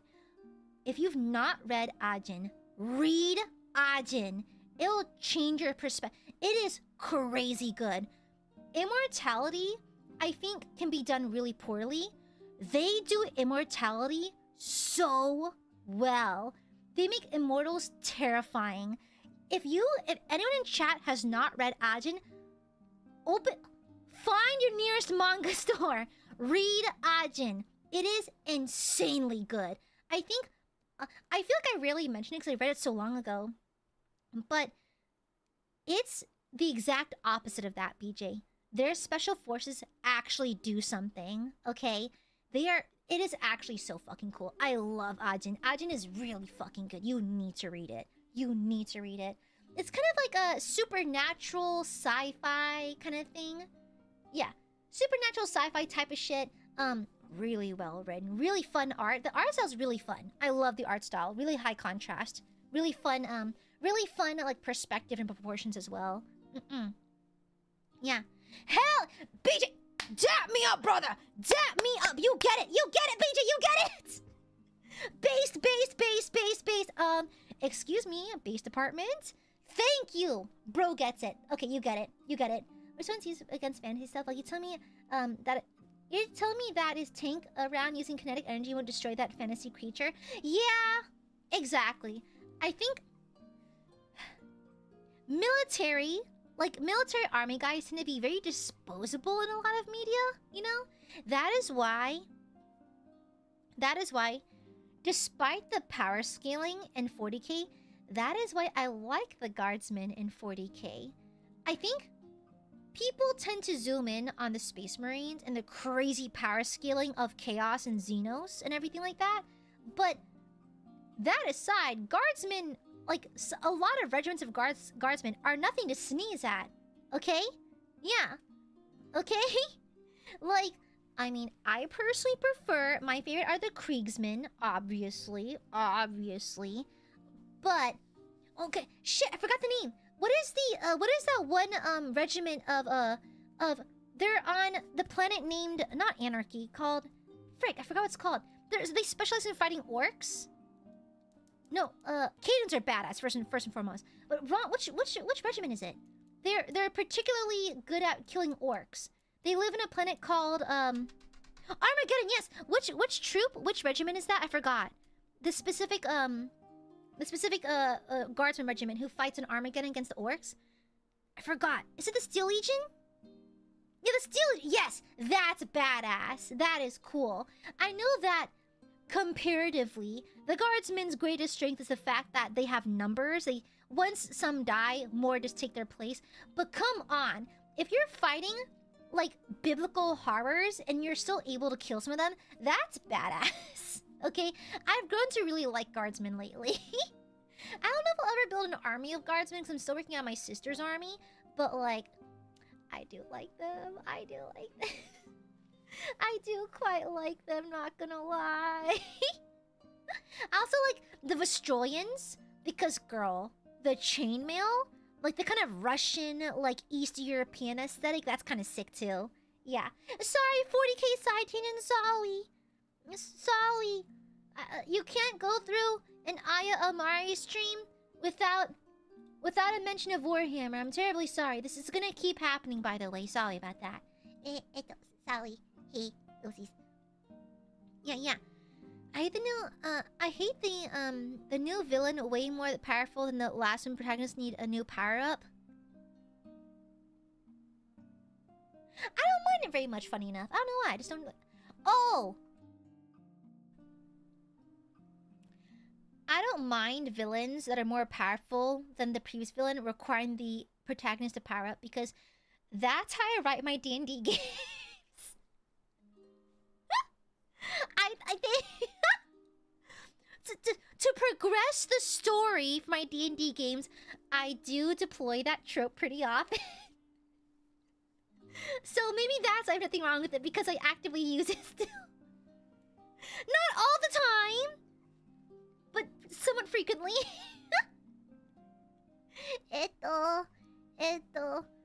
On my bingo card, what else is on the bingo card? Kingdom of Heaven mention, religion joke, Vietnamese, doggy baby. You know? Yeah.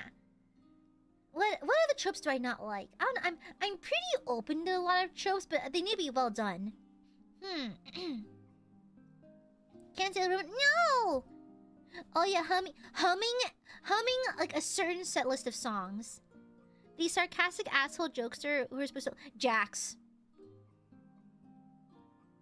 Crochooks, that's Jax from the Digital Circus. Yeah, the amazing Digital Circus. That's Jax. Okay, like, that's literally just Jax. It is what it is. Doggy baby! Doggy baby! Doggy baby!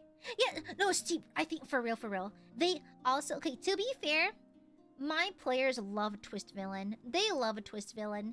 And so, I fuck with my players by giving them an obviously evil person, but... They're so used to twist villains that they don't realize the bad guy's right in front of them. You know? Yeah. I hate power scaling when fans become obsessed with it. Like the new Star Wars show has Darth Maul losing a fight and people are freaking out or making theories of why losing wasn't his fault, etc. Yeah, to be fair, I have seen the fan wars in Star Wars fandom. It looks a little crazy over there. One trope I dislike is when a character's allowed to be unironically cool because the writers think it's when a character's allowed to be unironically cool because the writers think it's not relatable / cheesy. Like they'll go, I should probably say a quip, but I can't think of one right now. Yeah, I like full camp. Not gonna lie, I do like full camp. One of my favorite tropes is just full theatrical drama. Full-blown camp, full corny. I love it. I actually really like it. I think that's why I love Death Note so much, because Death Note indulges in how over-dramatic it is. Like, girl, do you know how many slow-mo shots are in Death Note? If you removed all of the slow-mo shots from Death Note and the panning shots of Death Note, or the high-angle kind of like eagle-eye shots, Death Note would be 1 episode long. Okay? Yeah. Oh, yeah, let me switch it. Okay, I'm trying... I don't know if it'll affect the on-screen chat. Let me see. Sorry, I did have it on live chat earlier, but my YouTube live room crashed, and it's about to crash again. And it switches. It switches back to top chat. Sorry about that. Yeah. YouTube is a little bit stupid like that. Sorry. Ah, come on. Yeah, whenever YouTube, like, whenever they have the memory the memory leak and it crashes, it resets my my chat thingy to top, not live. And so if I forget to put it back, it just stays stuck like that. It's just really annoying. Yeah. Exactly. If they remove all the slow-mo shots from Death Note, it'd be 1 episode long. There's a lot of slow-mo shots. It gets pretty bad. It's really not bad. I think it's hilarious. I love it personally. Yeah. Death Note can't. Yes, I am. Death Note can't hear their monologues. Oh shoot! Thank you for the donation. Let me see. Thank you, Envy. I hate when a story centers around the interactions between the hero and the villain, but the final battle is the hero fighting the villain as a gargantuan blob. It's better when the hero and villain are progressing at the same time and they fight as themselves. Yeah. Yeah, it's also just better visual storytelling for me personally. I agree. Thank you, BJ. I want to mention a great manga called Nihon Koku Shokan, where the country of Japan is isekai, and the scenes where the JSDF is just bailing on magical demons / creatures and magical weapons equipped on Napoleon-era ships. And magical weapons equipped Napoleon-era ships and troops. It's chef's kiss. Thank you! Sorry, I can't read out loud very well. I wonder why that is. I really suck at reading out loud. I can read quietly very fast. Like, I can blow through pages in a book pretty fast, but for some reason, I really suck at reading shit out loud. It's thank you for the shoot, but thank you. I'll add it to the very long backlog. The backlog is terrible. Yeah. Is this gate? Sure, why not? Yes, it is gate. Yeah, sure. Hello, this is the soup store? Yeah. I'll tell you something very plot important tomorrow, and then when they die, and it's known as the My Name Is trope. I feel like I don't come across that trope too often. I'm trying to rack my brain to see when I've seen that trope.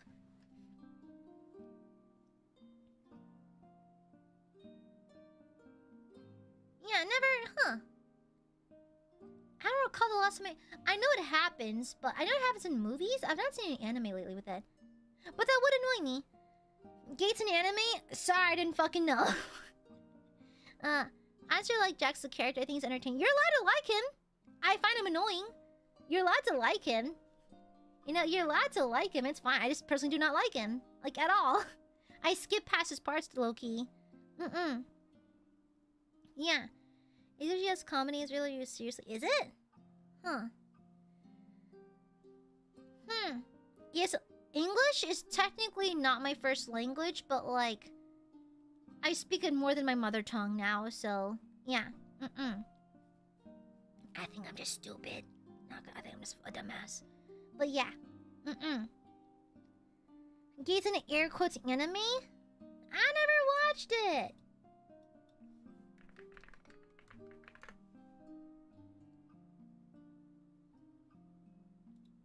Yeah, I never watched it. Never seen it before either.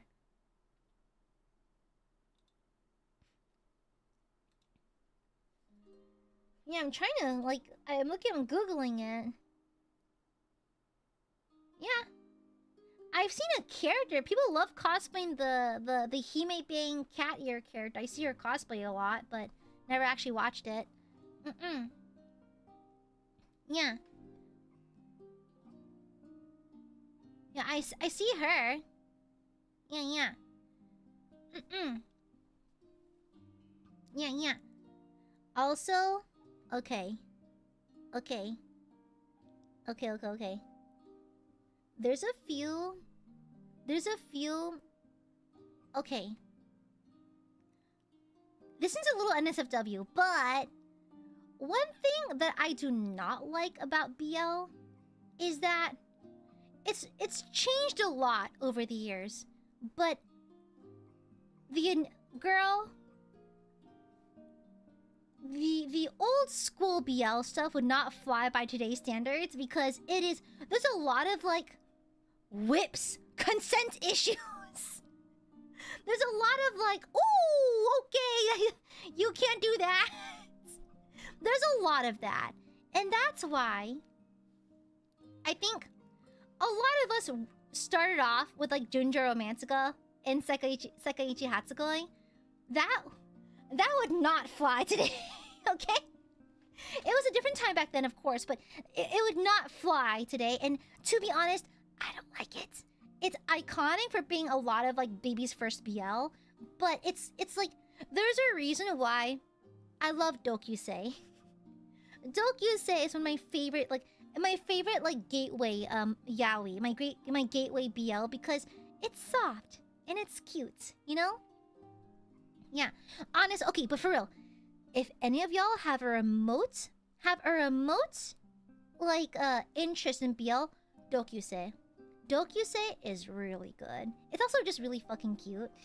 It's really, really cute, and it's tasteful, and the art... Nakamura Asumiko has a very unique art style, and if you like dokusei, and you'd rather read something kind of angsty and psychological and kind of surreal, Copernicus no Kyoku is also really good. No, GL gets caught in the, problematic age gap slander, actually. For some reason, a lot of GL has some absolutely whack age gaps. Okay, BL too, but GL's main issue, there's so many wacky ass age gaps. Can we not have two older women of similar age banging each other? Is that too much to ask for? Hi, Axe. Is that too much to ask for? Okay? The issue that GL runs into is just the age gap issue. Okay, what happened to MILFs? I feel like I'm the only one who likes MILFs these days. Okay. MILF lovers, where are you? Where'd the MILF lovers go? I like them older. I like them silver foxy. Okay? Yeah. Yeah, it's crazy. Yeah, it's also like yeah. The thing is, I get it. It's not real. I get it. But because these are things that can happen in reality, I just do not like them. Okay? So, I'm not saying these things can't exist, because they can exist. They're just not real. And I am a adult who can separate fiction and reality. I just don't care for it very much, you know? Like, what tickles my brainstem is MILFs and DILFs. And so, like, technically, yes, these things are allowed to exist because they're not real. You can do a whole argument about it, but I'm not going to dive myself into that argument right now. I'm not really time replacing it right now. But, it's like, I just don't care for it on a personal level. I just don't really care for it very much. I love me, an older lady, and a senior office lady with the fresh out of college office lady. Oh, love that stuff. I love, especially office men, salary men, especially, it's a grizzled old office worker, and then the new recruit. Love it. An age gap? Usually it's nowhere by like 5 or 6 years. Yeah. And typically the age gap is like maybe 5 or 6 years. Yeah. At least they're both legal, you know? Dude, at least they're both legal, because some of these are really pushing it, you know? Yeah. But no, it's typically like 5 or 6 years. Yeah. And so, like, love that shit. Love it. Eat it up. Breakfast, lunch, and dinner. I love old man yaoi. Thank you for the donation, Quimajiro. Let me see. Sorry, since YouTube doesn't like the name of this trope, I really hate queerbaiting and bury your gays because of obvious reasons. It's so annoying. It only exists for brownie points. Just make your characters gay, lesbian, or bi, whatever you want.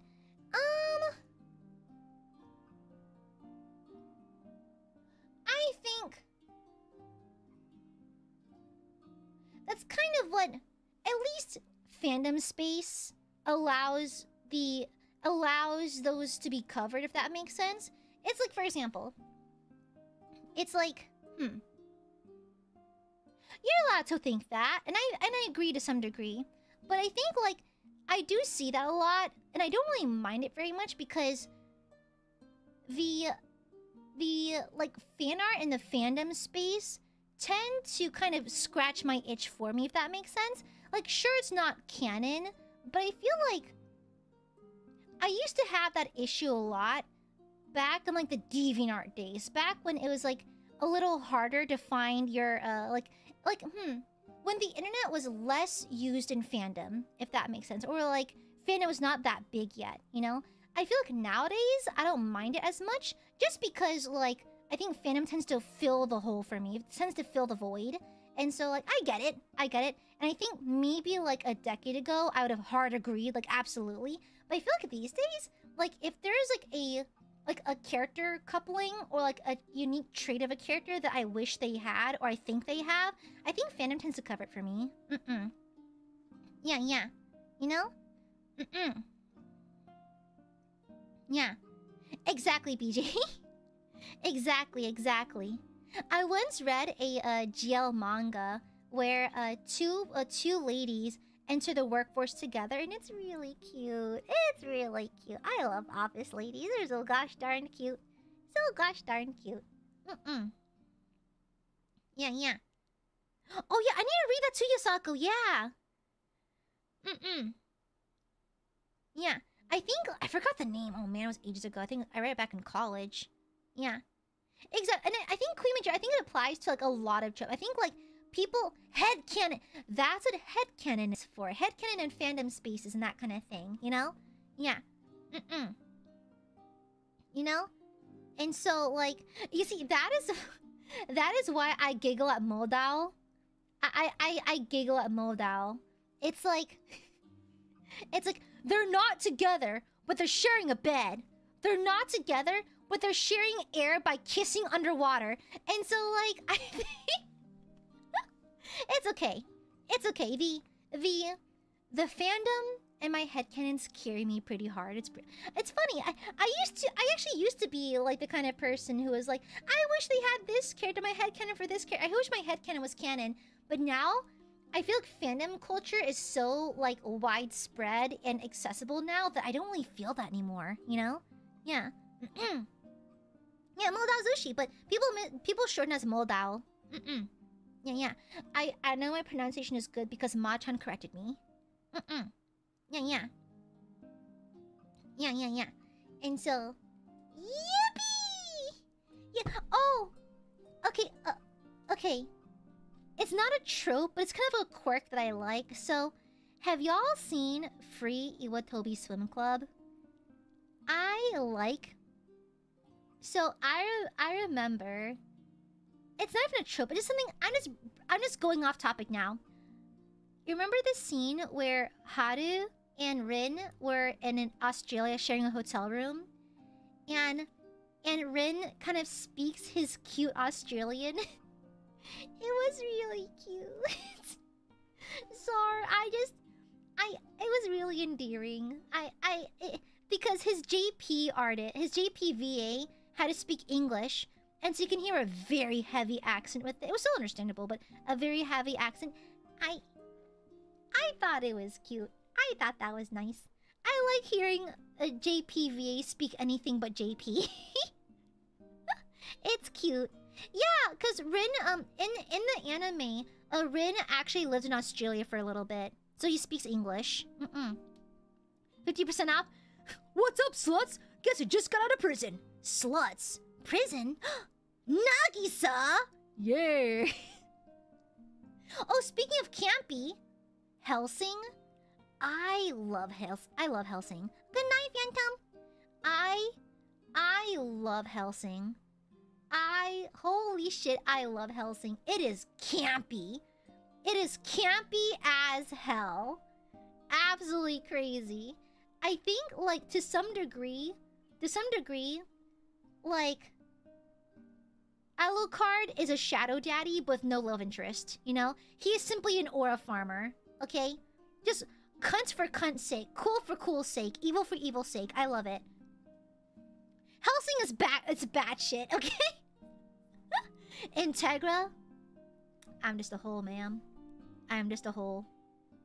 I think I read a little bit of Get Backers back in the day. I don't think I read all of it, though. I think, yeah, because I saw ads for Get Backers on Tokyo Pop, like on the back of my Fruits Basket volumes. Hell yeah! Integra? Listen, I don't judge, but The basic ones go for Sarah. The real ones go for Integra, especially when she gets old. Like a fine wine.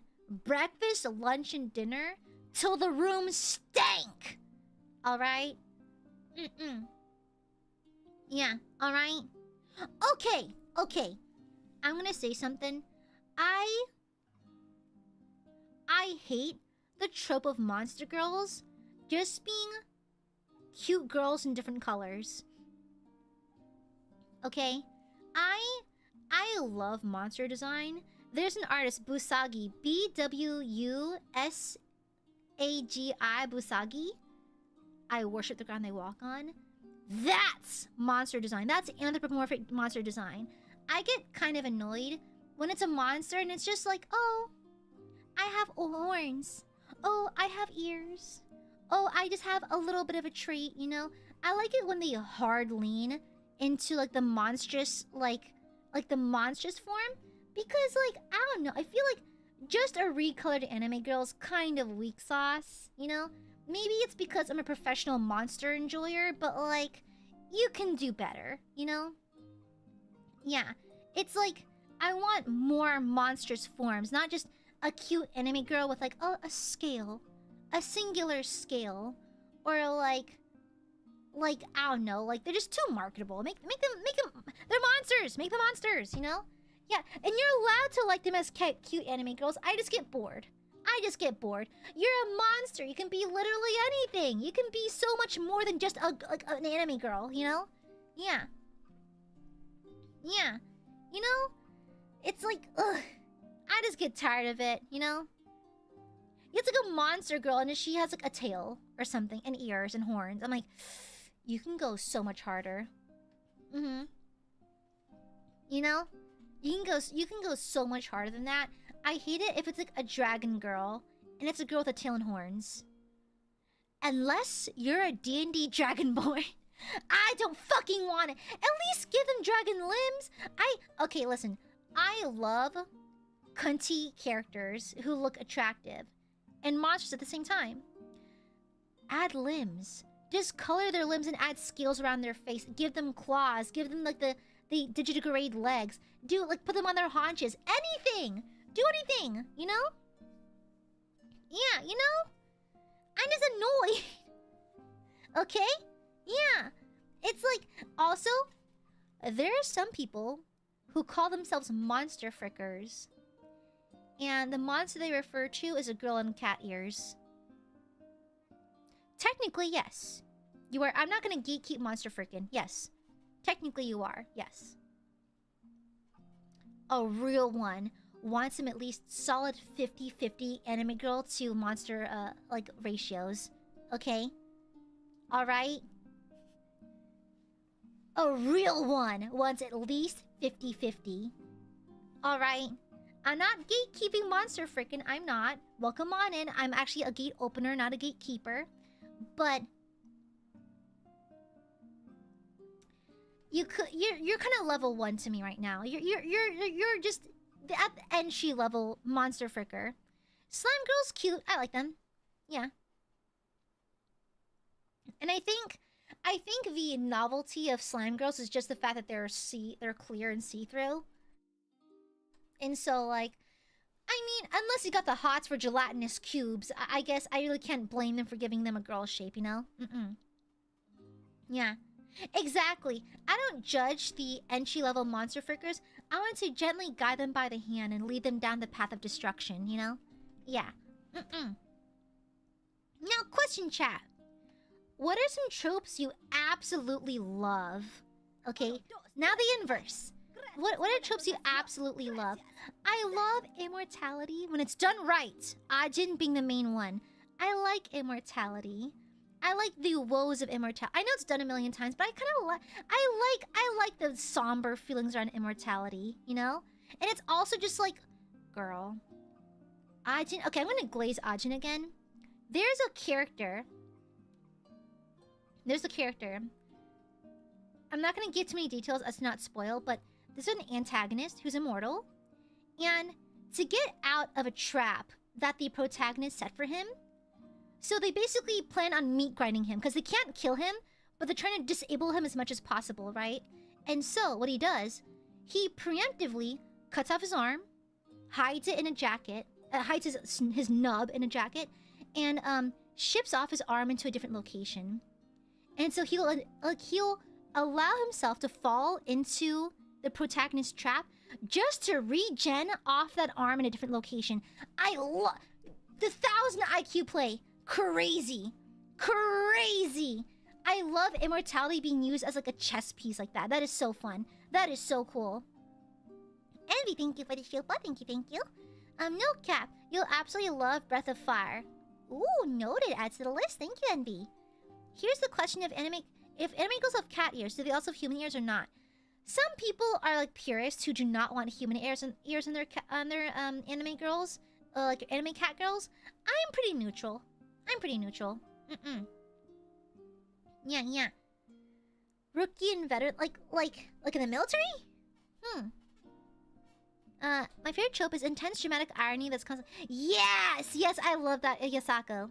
When honor and knightly stuff are just deconstructed and the myth is broken, it makes the times when someone acts like a true knight more impactful. Ooh, you're right. Tsunderes? Oh no. I hate tsunderes. Because I love yearners. Oh no.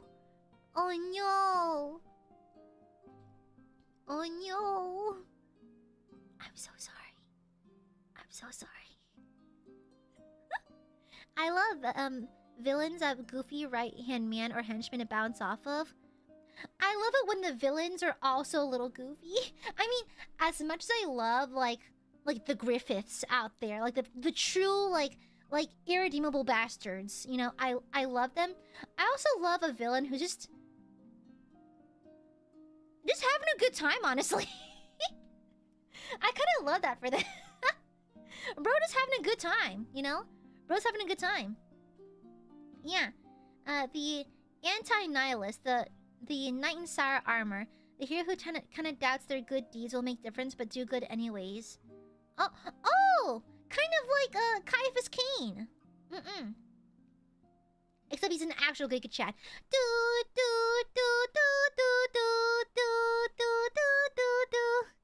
Yeah.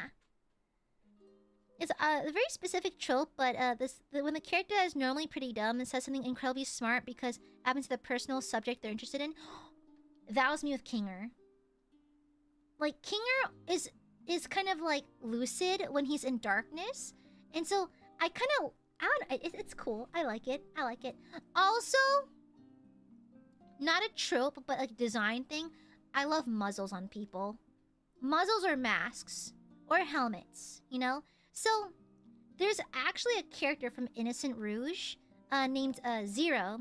She's Marie Joseph Sanson's daughter. Oh, well, actually, no. Actually, their gender is actually not known. So, basically, they wear a knight's helmet and a little frilly dress. Peak design. All other designs can go fuck themselves. A child in a knight's helmet and a frilly dress. You never see their face, by the way. I think you see their face once towards the end of the manga. But, like, no.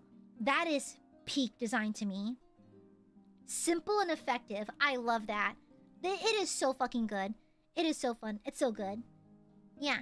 Protagonist. I do like that. Yeah, I do like them. That's cute. Aiadmirers with muzzles? You don't need one, because Aiadmirers have tiny little harmless beaks. Yeah. Oh yeah, no. I personally like it when stuff like D&D and fantasy stuff actually is quite dangerous and scary and gory, because like I think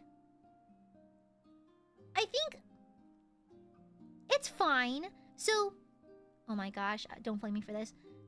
I've noticed that in a lot of circles, TTRPG has softened a little bit and kind of I mean, to be fair, my games I run on my channel are lighthearted, goofy, and they're just memes, honestly. But that's because getting into the brutal stuff requires time and momentum to actually matter. Because I don't believe in adding gore for gore's sake.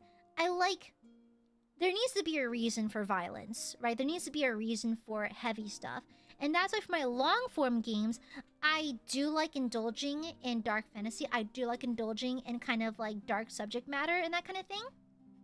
I love it actually. But also, oh yeah, also I'm a corpo streamer, so that doesn't help either. But a lot of like D&D media these days tend to be a little lighthearted, a little bit pastel-y and cutesy, which is fine. I don't mind. I don't mind that. It's just that I kind of prefer the more gritty stuff. Just because I'm just an edgelord. It is what it is. But that, I mean, to be fair, no one. I do ask my players. I'm like, before we start any kind of game, I ask them, okay, so what is subject matter you will never touch? What is subject matter that you're okay with? Are you okay with violence? Are you okay with this, and this? You know? Yeah. You know? And so that's fine. That's why you gauge it. But I feel like a lot of like at least a lot of front-facing D&D media tends to be a little on the softer side, which is fine. It's fine. But I do prefer the more grungy stuff because I think with fantasy, because anything's possible, like unfathomable violence and dark shit is now like possible. You know, if that makes sense.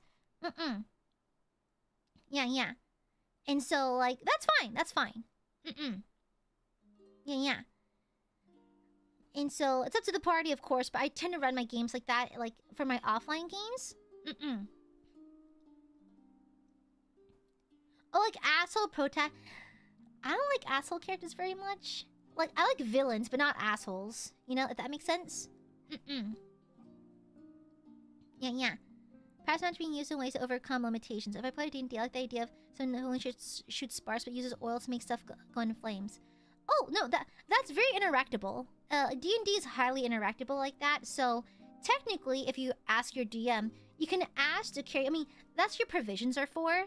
But no, I actually allow that in my games. I allow that. So, yeah. Like for example, if someone fires a firebolt, I'll notify them if there's a notable amount of like oil or gas in the area. You know? Yeah.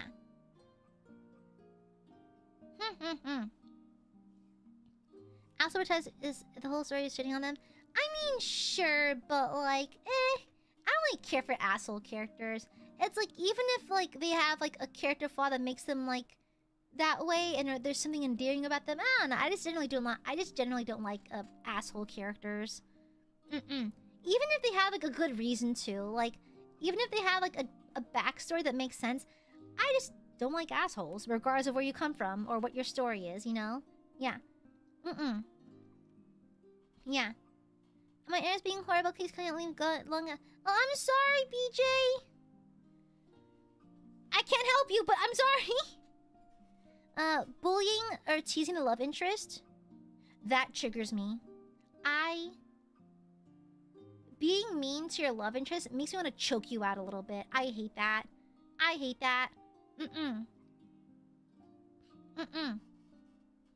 Yeah. I hate it. I fucking hate it. Also in real life, if people go, oh, he's being nice, he's being mean to you because he likes you, I will stab that person. Mean is mean. I don't care what context, mean is mean. I don't care if you're trying to like flirt with me. I don't care if you're trying to be nice to me or if you like me, whatever. If you're being mean, I have the right to react as someone who's being bullied, you know? It annoys me. Like, the amount of times I was told as a kid, maybe you're being bullied because they like you. I want to bury these people. What do you talk? That pisses me off. I hate it. Even like in media, I hate it. I hate it. Stop excusing the inability to court someone properly as, oh, but they like you though. It doesn't matter because they like you.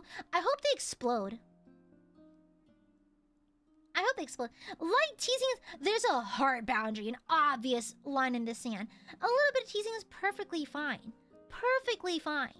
But like full-blown bullying, it's like, it is not my fault. Like, why do I have to suffer your nonsense because you don't know how to court someone properly? You know? Yeah.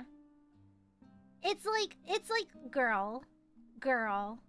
the way it drives me insane. The amount of times I was bullied as a kid and it got passed off as, oh, maybe they like you, you know, like maybe he just likes you. What if he's just a cunt? What if he's just evil or something? I don't know. You know, it's like, girl, I told a friend that I got fake homecoming invites, and when I got mad and told them to fuck off, they left a rotten tuna sandwich in my locker. One of my classmates told me, oh, maybe he likes you. I hope he shits himself. I hope he runs over a nail and pops a tire. Okay? I hate it. I hate it. No, I don't give a fuck. I don't give a fuck. I hope he explodes. Alright? Alright? It's crazy. It's crazy. Yeah. Wait, this is what causes men to catcall when they're ignored, and then when they're ignored, threaten you?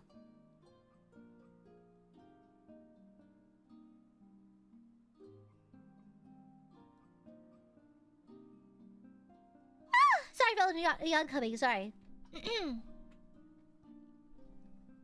Is it? I don't know. Yeah. But anyhow. Yeah. Wait, the bully equals like thing? I don't know what causes people to... I don't know what causes people to catcall, actually. It's like... Call me old-fashioned. I want a rose and a love letter. I want someone to kneel before me and compliment me or something. Call me old-fashioned. I want to be wooed. You must be in full plate armor. You must polish your armor. You must present me with a rose or a carnation. I like red carnations. And like a letter professing your love. Okay? Yeah. Torador. Yeah, I didn't finish it. I do not like sunsuns very much, so... Yeah, I like tsunderes. They annoy me. I like uriners, okay? I like uriners. Yeah. Yeah, catcalling is weird. Has catcalling ever worked for anyone? Like in the history of ever? I'm genuinely curious. Has catcalling ever worked for someone? Huh. I wonder. It must have, because people still do it, right?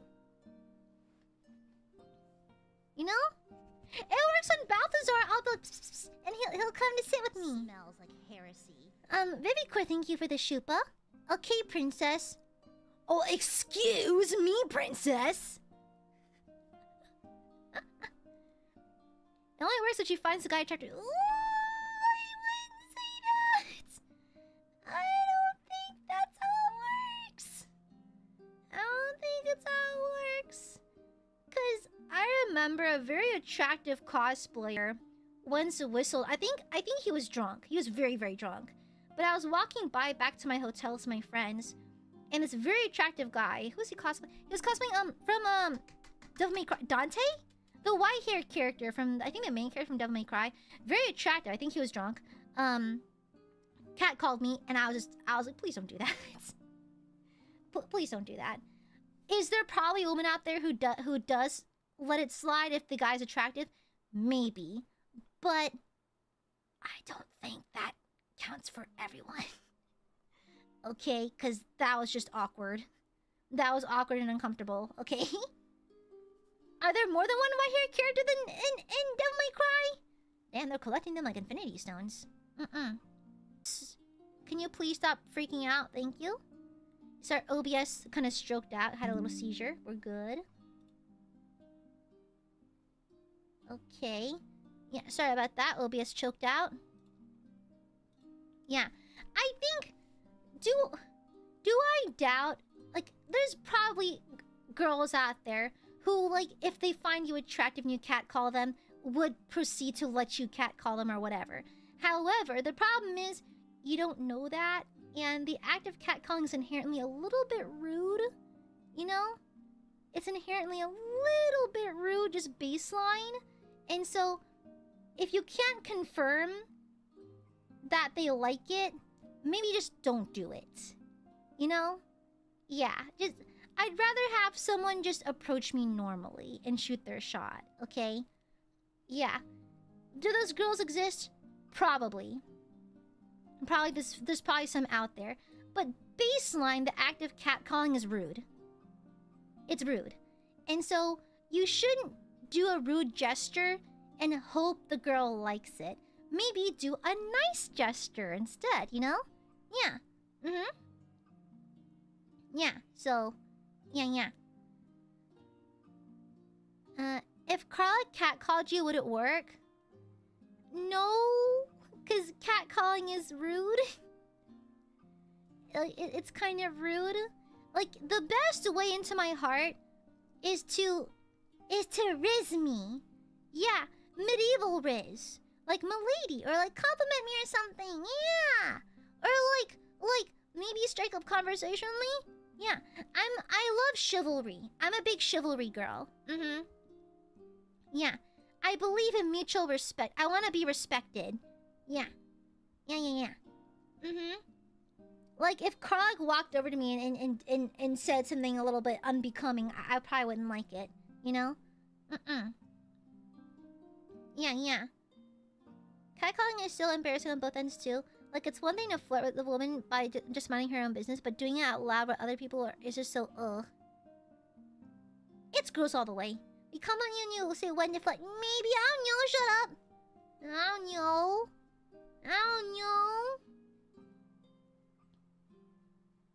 Also, I hate it when the main character of an anime is the spiritual equivalent of unseasoned chicken breast, boiled chicken breast, but somehow has insane pull on women. It's like, at least be funny or something. Where's the charisma? Where's the funny? Where's the kindness? You know? I get so tired. Like, why are you white bread? Why are you unseasoned chicken? Why are you cardboard? Why? Please have a personality. Any personality. Please, just something. Anything. I beg you. Alright? Thank you for the super Majora. Here, this is the way that I start. I mean, to be fair, the likelihood of me saying yes to that is not 0. That's all I can say. It's non-zero that I will react positively to that. Okay? Yeah. You know? What's LDS? I've never seen Data Live, actually. Yeah, a lot of these ham anime just never really stuck to me. Yeah. Do you know how well that narrows it down? Is there a lot of them? Oh, jeez. Is there a lot of them? I prefer... Like... Here's the thing. I'm gonna make a wild comparison. Okay, I'm gonna make a wild fucking comparison. Okay. There are some BL manga I've read. Not all, but some. Because this applies to BL and GL, by the way.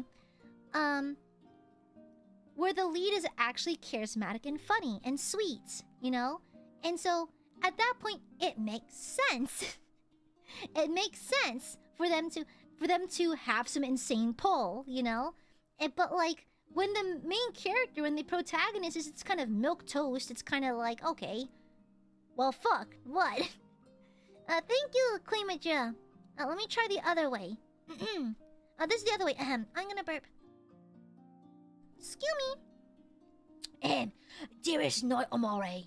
I think about thee every night, dreaming of the day I can see the rising sun with thee again. Oh, to lay in a field. Oh, to lay in a field and watch the sunrise together. That my goal in life is to be in full plate armor, in a field of flowers with my lover, watching the sunset. That's my ideal. Okay. Thank you, Maja.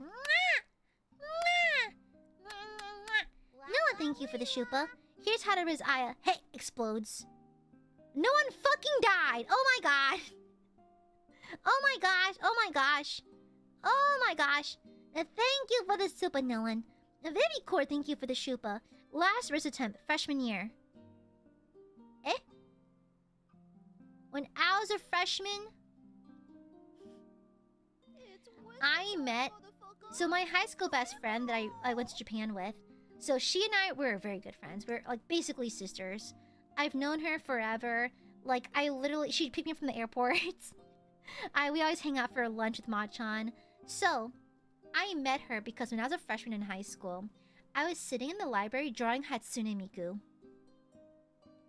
I was sketching Miku, and she walked by me and complimented my drawing, and then boom, friendship happened. And now we go to cons together, and now she knows I'm a VTuber. She found out on debut, oopsies. She knows my family, she sleeps over pretty often. She's like my best friend, you know? And so, crazy, huh? Crazy. Nakure, welcome. Thank you for the shupa. Hello, Miss Gooby. This is my second super here. Do you like the parody enemy? Panty and stocking with garter belt? I watched the original back in... Oh gosh, when was it? Where is it? I watched the original series in 2012. Yeah. Yeah. I like knee socks. So my favorite is knee socks because I like girls with ponytails. So, yeah. So, my favorite character is knee socks. However, I did see polyester and polyurethane. I did see in the most a clip of it in the most recent and like a I guess remake of it. Yeah. Shut up! Shut up! Okay, maybe I like red skin demons. I don't fucking know. Okay, maybe I have a type. Maybe Raphael from Baldur's Gate 3 has been growing on me. Maybe. Okay. Shut up. Shut up. Shut up. Shut the fuck up. Shut the fuck up. Shut up. Maybe I've been growing. I have a slight preference to like little red devils. Double points if they have hearts of gold. Just saying. Baby, thank you for the gift. And BRB buying red body paint. Wait, guys, please seal your body paint. Guys, there was a phase in 2015, 2016 when 2014 to 2016 when Steven Universe was really popular. So many gem cosplays. So many amethyst, pearls, garnets with body paint. Seal your body paint. Use an alcohol-based body paint, okay? An alcohol-activated body paint, pardon me. Oh my god, the amount of body paint transfers I saw. I saw an amethyst sit on a couch, get up, and there's a purple stain on the couch. Please, if you're going to wear body paint, seal it. Please, for the love of God, seal your body paints. I have seen the Steven Universe body paint apocalypse. It gets bad. You're not allowed to mention Homestuck in 2026, actually. It's a cardinal sin. You're not allowed to mention Homestuck in 2026. I'm legally allowed to kill you, okay? I'm legally allowed to kill you. Alright? I just believe that Homestuck fans don't deserve life. Okay, it is what it is. I'll see you, Envy.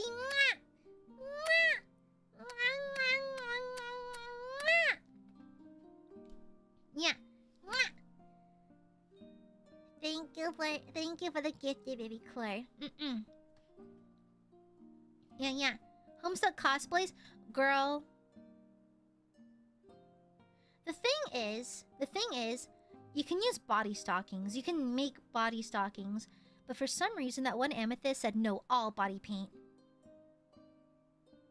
Yeah, wild. Yeah. Is Cox at the top of your favorite lovers list? Yes. Karlak is still my absolute favorite. Look, cause she's my ideal type. Listen, I like people who are big, but have a heart of gold. You know? I love how goofy and lighthearted she is. I love her laugh. I love her smile. I love that she has like a zest for life. She wants to live, you know, that kind of thing. She's realistic, but she's an optimist, you know. I like her. I like her for that. Yeah. Yeah. Exactly. I love slutty men. I love sluts. Okay, I love both kinds. I love male and female sluts. But I feel like we don't get slutty men very often. We get a lot of pervy men in anime. But I love just a straight up slutty man. I love a slutty man. Hell yeah, brother. Hell yeah, bro. I love whorish men. You know? Yeah. I need a male version of Bayonetta. I need both. I have 2 hands. Okay? Yeah. I need that. What are the things I like about you? What? Yeah, shut up. I have to pee.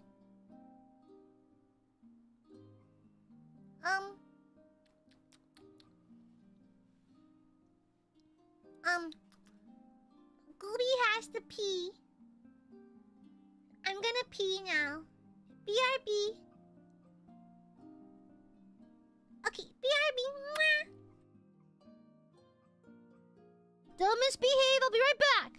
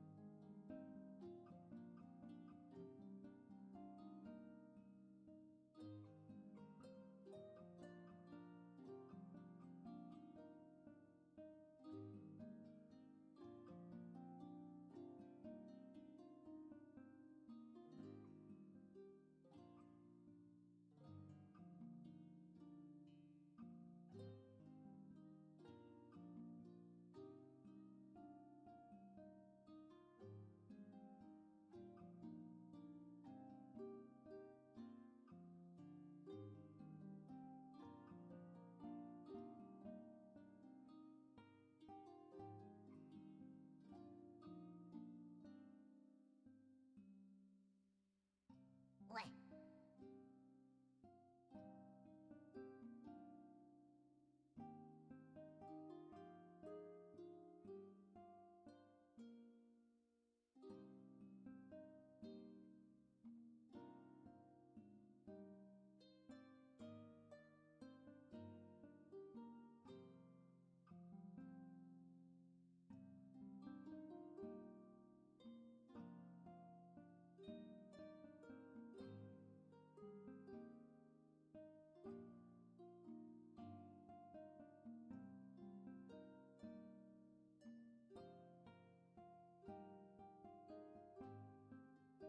Hello. I have returned. Hi. Oh, I peed. Although Balthazar is here. Come here. Come here, baby. I'm catcalling someone. Hi. Okay, I guess he's just loafing there. Okay. Hi. I peed. I'm too hydrated. I'm just God's favorite pisser. Also, Mother Nuke is crazy. Hi.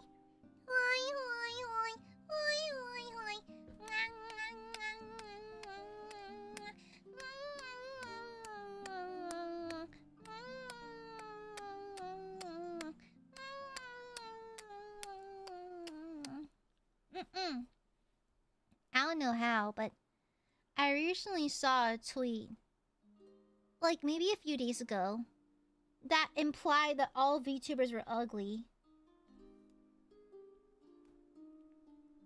Yeah, like I think I saw a comment of someone going like, there's a reason why VTubers are PNGs. Here's the thing. As an angel, I will physically kill you if you look at me because angels are very dangerous, okay? I cannot control my my uncontrollable heavenly power, okay? Yeah. And so, I can't show you my physical form because you will die. You will die. The only kind of hot I am is that I'm physically warm right now because it's a little bit warm in the house. Yeah, there's a reason why I have to tell people be not. I'm like, be not afraid, and they're like, oh my god, and it's kind of the most annoying thing ever, honestly. I keep telling them the exact opposite, but they keep crying and pissing themselves. You know? Shut up, Josh. And so like, it's like I don't show my face because I'm ugly. I'm just literally lethal, you know? And so for your safety, I don't show you anything, you know? Yeah, you know? Yeah. I do it for your... Because I love you! I love Burbies! Yeah, I love Burbies! Be not afraid. Would. Be more afraid. Yeah, you know? Be not afraid, marrying the most gorgeous thing I've ever seen. You're just looking at my boobies! Fine, I'll cover up again! Like, Fine, no more boobie for you! Will be blind? Even worse. You'll explode into a million bajillion little pieces. Yeah. Okay? No! No! No! I did keep my breasts small and humble for this outfit. Yeah. I did keep them small and humble for the sake of science. You know? Yeah, you know? Why did you call it that, Steve? Why did you call it the bonus hole? Why you gotta say it like that? You don't have to say it like that. Why'd you say it like that? That's the worst. Why'd you say it like that? Huh? ¿Por qué? ¿Por quoi? ¿Por quoi? Also, I just checked Twitter. Niji announced new auditions. Why do the silhouettes look like the Amazing Digital Circus silhouettes? I thought this was like a digital circus thing for a second. I was literally scrolling Twitter real fast because I got a ping. Why? Do you see it? Do you see that? That's the Amazing Digital Circus. I thought... I have been consuming a lot of fan art from that fan base lately. And I was like, oh, look, another digital circus thing. And I was like, oh, wait a second, that's us. Oop. Very good, thank you for the Shupa. Real reason, she's too bright. I am pale. I did take a photo with friends not too long ago. And I am so pale. I'm like the James Charles flashback Mary photo, where I'm literally flashing back at the camera. I look like a Yowie PP sensor. Like the lightsaber, like wee-wee sensor. It's like I'm glowing. I look like I'm a high visibility vest. People wear me on construction sites. It's crazy. Yeah, it's crazy. That's what I'm saying. The clown wave. Oh my god, no. Well, hi, Rogren. Hi. Hi. Do I have a least favorite VTuber? Do you guys have VTuber tropes you don't like? What's a VTuber trope? Okay. Loud equals funny. Well, this is a streamer trope in general. I don't like the loud equals funny trope. Like, I'm actually quite loud. I do yell a lot. But, like, I feel like not that much, first and foremost. And secondly, I lurk in other people's streams sometimes. Why are we yelling? Why are we yelling? Why is everyone screaming? What is going on? And also, okay, I'm just gonna say it. If you're on Twitch and you have like 3 minutes of ads before I can watch your stream, I'm clicking away. I'm sorry. I'm sorry. I'm sorry. I do not care to watch 3 minutes of ads just to check you out. And so, I'm sorry. I click away. I want to support you, but I can't watch all these ads. I have a life. I'm sorry. I know me of all people. You know? Mundane, thank you for the Shupa. It's in your veins to be loud, Gooby. Let the voice out. Okay. Thank you for the Super Mundane. Yeah. But, what other VTuber tropes do I not like? Okay. When an artist, like, who works with VTubers, constantly complains on their Twitter. Okay, I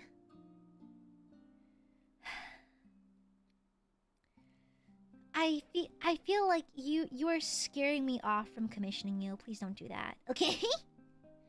Okay? Oh my... Okay, Majura. I think reaction videos are good if you have expertise on the topic. Like, for example, like musicians reacting to singers or new songs. I like their input because it's crazy, because I know that Lady Gaga is a very crazy good dancer, but this vocal coach actually broke down like specific techniques she uses, and it's really fascinating, right? However, someone just scrolling through their YouTube homepage and just quietly watching things is not what I like, honestly. You know? No, I love Nightmind. Yeah, his voice also. That guy should be a voice actor. Just saying. Yeah, and it's just, yeah, I like streaming for the interaction. So like being quiet and doing nothing the entire time is kind of odd to me. You know? Silence, not. Stop yelling. Okay. To be fair, Smug, the shouting matches we have are tame, okay? Yeah. Non-stop bottom jokes. Yeah, I fell into that pitfall too. Because that's the thing, though. I was not ready to be a corporate streamer, to be honest. I think the signs were obviously there, but I think staff were taking like a risk with me and that kind of thing. Staff was goofy for that, not gonna lie. But I think like I basically learned how to stream on the fly. And so I thought I needed a persona. I was simply looking at the humor that was popular at the time in summer of 2022. And so like, yeah, that humor annoys me too, not gonna lie. That's why I don't watch my early VODs. I refuse to watch them. Yeah. Jelly, thank you for the 1 month. Good to see you again. Mwah! Welcome. Welcome back.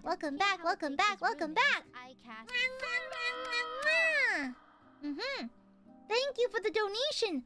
Ai is the second biggest hater. Yeah, Aya isn't hot or cute. It's not like people are constantly calling her beautiful or pretty. Not her chat, not her company, her DMs, her own family, and multiple people in public. They're all biased, and the girl with imposter syndrome is unbiased and correct. Shut the fuck up. Shut up, whore. Shut up. Shut the fuck up. Wow, real hate. Wow, an actual hater. Mods, kill this person, thank you. Thank you. Thank you very much. Thank you. Visa trope I don't like. Way too much fluidity or movement. Ah, like too much bounce. Yeah, it does get a little visually like all over the place, you know? Yeah, I get that. Yeah. And that's in a shot good. We're not overcooked at the time. Really? I think they're already overcooked at the time, to be honest. I don't think they were never not overcooked a little bit.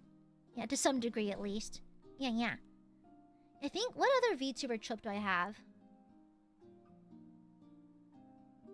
I think people discuss numbers too much. I think because I follow like a lot of indies and I follow like independent artists, I feel like I see a lot of like random indie takes and that kind of thing, or small VTuber takes. I mean, hell, I'm one of them. I'm also quite small. But it's like people will agonize over the exact formula to get the highest viewership possible. Like, are you having fun? Genuinely. Are you having fun? If I wanted to do numbers, I'd be a banker. Okay, I'd be at work right now. It's like, do you genuinely enjoy streaming with that? And the thing is, I get it. You do, like, people want to be seen. People want to interact with a large chat. Like, I get it. There's benefits, and I can see why you want to do that. But I think agonizing to that degree, and I actively never streaming anything you actually like, that can't be fun. Right? That can't be fun. Yeah. I can see the appeal of that, Corgi, yeah. But at the point, go to a Discord call or something, you know? But I can see where you're coming from. Yeah. Well, it doesn't offend me, but like, it's you can have your preferences. I actually prefer live 2D over 3D models personally, but it's a personal taste. Yeah. Exactly. It just sounds exhausting. Girl, you're burning calories with that much stress. It's crazy. Crazy, Dial. Crazy. And plus, like, I'll be honest.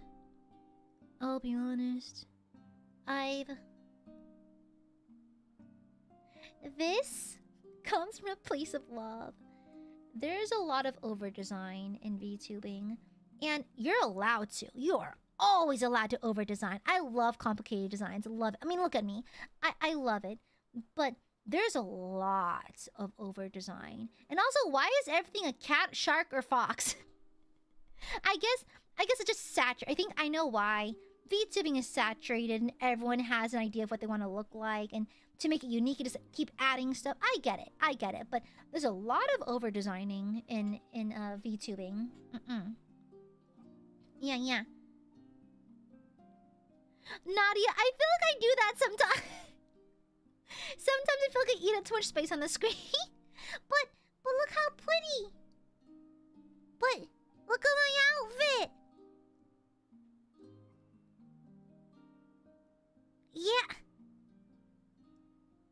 But look at it. I do eat up too much space on the screen sometimes.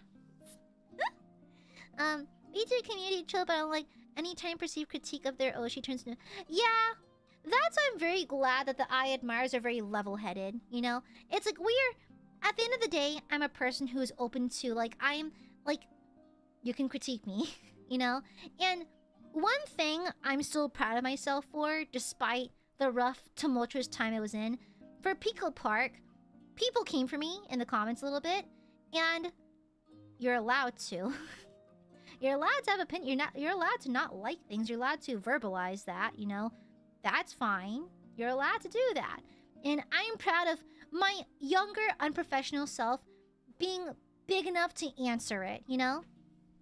Yeah. And so, like, good job, pat my back. And so, no, you're allowed to criticize and be critical of me and other streamers. It's perfectly fine. Yeah. It's perfectly fine. Yeah, you know, it's fine. And so I'm glad Aiadmirers know that, you know? You don't need to attack people if they don't like me. You know, that's fine. Yeah. It's kind of it's all part of the package deal, you know? Yeah. I think you're the polar opposite. Anti-number brain to the point where it can be pseudo-perfectionist who is annoyed when they feel something isn't for the art patch. Yeah! Yeah, it is. You got me. I love a head shirt. Where'd Gooby? Wait. Aiadmirers act. Guys, my least favorite Aiadmirer trope is when they lose their shit. When the Aiadmirers go bonkers because they can't see Gooby. Where Gooby? I'm here literally every day. These Aiadmirers are way too clingy. Yeah. Okay? Yeah. These are Wait, Gooby, where are you? Wait, Gooby! Where are you? I stream every day, bro. I literally stream every single day. You act like I'm literally about to die. Good evening, my lady. Good evening, my sir, my lord. Yes, Balthazar? My son is here. Yeah, okay, I have to hold him now. It's annual. It's time to hold my cat. Otherwise he cries. Come here. Hi, chubby boy. Hi. This is my cat, Balthazar. I have to hold him in my lap every now and then or else he gets upset. He'll start to cry, so I have to. I have to hold him. Yes. Hi. Hi, sweet boy. Corky, that's racist. Thank you. If I don't see Gooby every day, I'm gonna cry. No, shush. AiaAmareLIVE, nothing bad happens when I'm not on screen, okay? The AiaAmareLIVE have absolutely zero object permanence. As soon as they don't see me, they assume I've died. They assume I've been taken away. Hi! Oh my goodness! Who's my sweet boy? Who's my chubby lubby boy? He's the man of the house right now. Hi! Hi! Look at that big belly! He's a cute boy. He's purring. Hold on, he's purring.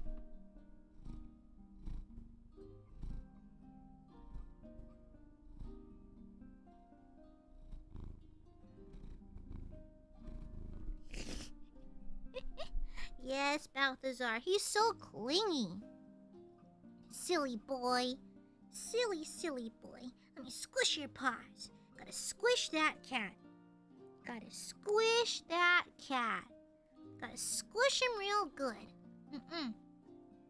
Please I don't bite him very much, because hair gets in my mouth, so I don't bite him. Yeah.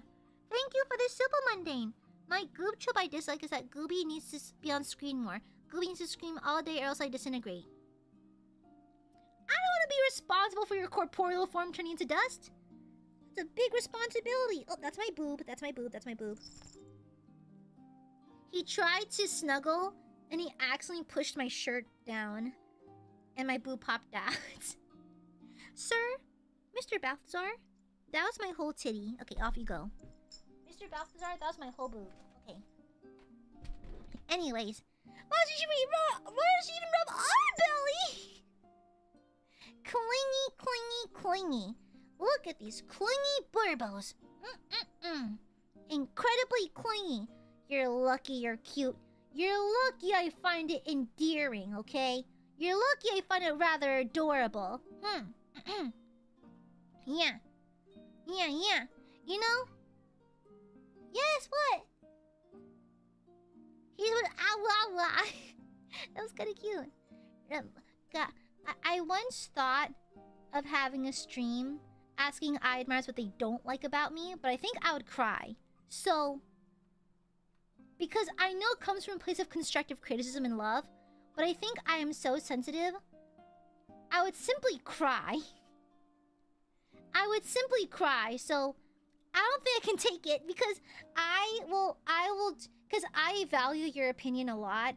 I love my Aiadmirers, and I value their opinion. I hold your opinion very highly. And so, you can be like, Aya, you mute too often to clear your throat. I will actively allow myself to choke on my own spit. I'll simply never mute ever again. I will choke on my own mucus if I have to. Okay? Yeah, I don't think I'd be able to do it. Yeah. No, I'm not, Gabriel, shut up! Let's do it the other way. You shit on us. Okay, Aiadmirers, you're too cute. Aiadmirers, they're too cute. They're too nice to me. They're too clingy. And might I add, they're also way too adorable and lovely and fluffy. Unacceptable. Unacceptable. Yeah. You don't give us snackies enough? Too bad. Welcome to hell. Yeah. Do I need to be clingy to Gooby to become a full-fledged Aiadmirer? So, oh, Nakore. You must be a new Aiadmirer inductee. Aiadmirers act no, we got a new one. Hello. Hello. Welcome to Amare Enterprises. Here, we're family. And today, I am here to welcome you to the Maidenship. My name is AiaAmare of Nijisanji EN6 Wave, and welcome. This is not a cult, by the way. Here, we become members of the Maidenship through blood sacrifice and absolute loyalty to AiaAmare. We hope you enjoy your stay, because there's no leaving. Yeah, okay. Yeah. Thank you. Welcome on in. Hi, bottom lips. My number one complaint about eyes is just what? I'm trying. I try. Thank you for the 5 gifted, Steve. Welcome, new mans. If y'all gotta get some membership from Steve, make sure to thank them properly. I want to call you Steb. With one E. Steb. Thank you, Steve. Mwah! Welcome, welcome, welcome. Oh, speaking of Darktide, next week we're gonna play Darktide only Maelstrom. Okay? Lately, I've been playing a lot of Heresy level Maelstrom. I'm trying to move into Damnation, but not gonna lie, I do get down pretty often, even in Heresy level. So, so next week we're gonna practice. I want to build my way up to Auric Maelstrom. Okay? Yeah, yeah. Welcome, new mates. Thank you, Steve. Thank you, thank you. Yeah. To answer you, bottom lips, I'm trying. I'm trying to spare myself more patience and that kind of thing, and compliment myself at least mentally a little more often. For example, I got a project I'm working on that I kind of thoroughly cooked on. Yeah. Yeah. I kind of cooked on it. I think my singing has leveled up a little bit. I think projection and control were some of the things I really struggled with upon learning to sing. And so me and my coach have been really working hard on it. But I think there's a noticeable improvement. Yeah. And every year, you'll notice that I do like one big cover around springtime every single year. And I try to ramp up the difficulty every single time. Like, I think first was Lucifer. Yeah. First was Lucifer because my first ever cover. Second was Bizarre Food because I wanted to practice extreme vocals. Third was Cantarella because I wanted to learn how to sing in Miss Amare specifically. This next cover is more like a technical thing. Just technical, like a technical singing skill. Yeah, yeah. And so I'm excited. I think I sound pretty good in it. Corky, thank you for the shupa. I'm not cute. I'll be Jax in your life, you dork. Mods, glue is cloaca shut. Thank you. Auric Maelstrom is what they called me in college. That's kind of badass. That's a drag name. Auric Maelstrom, that's a drag name right there. Yeah. But anyhow. Great looking for it. Yay! Sorry, I feel like smooching babies now. Frick! Why are Burbies so stinking cute? Gooby starting to get angry. How come Burbies are the cutest ever? Why? Why? Yeah, if I may say it, we notice you're improving. You've been improving and we're proud of you for that. I'm trying. I want to make Burbies proud. You made a lot of good progress in singing, TBH. I think these days being more social is... going to work out more too.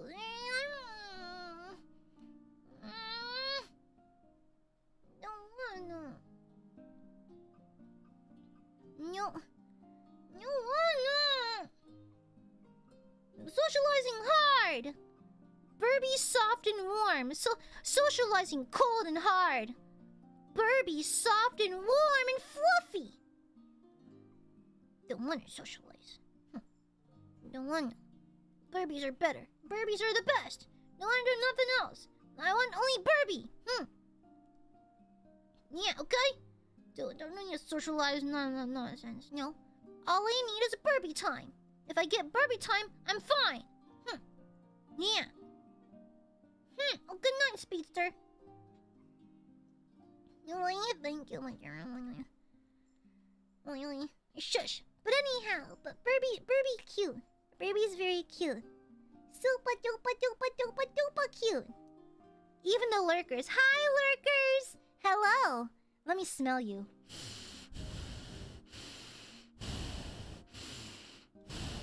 Sorry. I was checking to make sure you don't smell like any other VTubers in case you're cheating on me. But you know what you could smell like?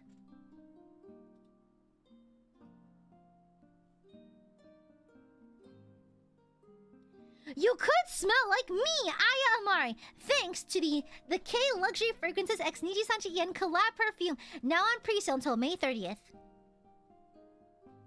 That was smooth though. Yeah. It is a very good ad. What are you still doing awake, Axe? Isn't it late for you? It's almost 4 a.m. What? You've been up a little bit late lately, Axe. Make sure you go to bed on time, okay? Yippee, no, it's my smell. Smell? Smell? It's the Daesung smell meme. Yeah, okay? It's not my stink, it's my scent. My poopery. My stench, no! Can you feel that's ironic? Axe, shut up. Shush! Silence! Silence, hater! I'm Internet Lives! You're welcome. I brought it back for you, by the way. I decided to take it down for a little bit because I decided to discriminate against Australians. But now we're fine. What happens when the campaign ends and you can't do that bit anymore? Cry.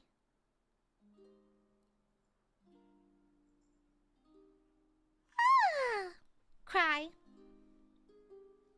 Yeah. Because I don't get merch very often, so I'll just cry. Yeah. Bubenfarten. You should still keep doing it. It would be so funny if I just keep doing it even though they sold out or something. Yeah. Pheromone bioweapons. I'll have you know I generally smell quite good. Yeah. I generally smell rather good. I get compliments all the time that I smell really good, okay? I hear it all the time. Oh, Gooby, what are you wearing? You smell so yummy. I smell like Fruit Loops. Yeah. I smell like Fruit Loops. Yeah. I smell real good. Keep doing it when your bottle comes in. Brag about being applied. Yeah, you hear like a spritz sound. I'm gonna run out of perfume for the bits. Well, if anything, Aiadmirers know that we both Aya and Aiadmirers are willing to do anything to commit to the bits. That's why I'm still so mad I missed April 1st. Rah! Dang it! I was gonna roleplay as a sorcerer. Which is different from a wizard. Because I planned on bullying other magic-wielding VTubers. Like, oh, you had to practice your magic? I have draconic bloodline. Mine becomes to me naturally. I wanted to become that kind of snooty sorcerer. But no, I was kidnapped! Please don't die. Don't tell me what to do.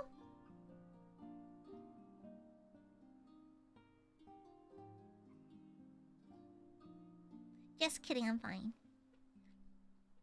I would be the kind of person to die out of spite, though. You know? Yeah. I would absolutely be the kind of person to die out of spite. Like, oh, you want me to live? Okay, fine. Out of being a pure hater, stop my own... Wasn't there a Space Marine that did that? Like, be a hater... Like, I would be such a hater that I'll stop my own heart. I'll give myself a heart attack, you know? Yeah.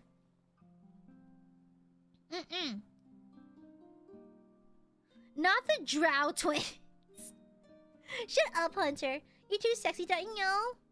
You're still a belated April Fool's stream. It's worth doing anyway. Maybe. But I wanted to roleplay on Twitter. I wanted to LARP.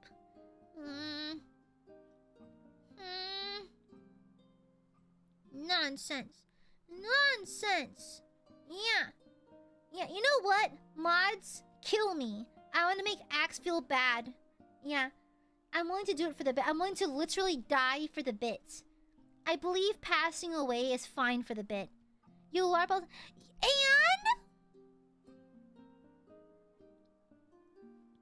I feel like you're making fun of me, Axe. Are you perhaps bullying me?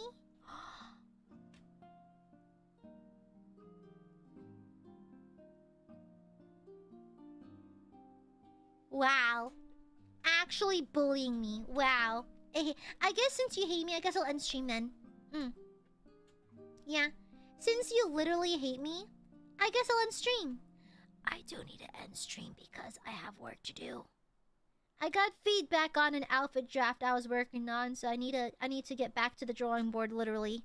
No. Too bad. You can blame Axe. Yeah, you know, I'm blaming Axe. Axe? Cry. Wait. Where's it? Wait.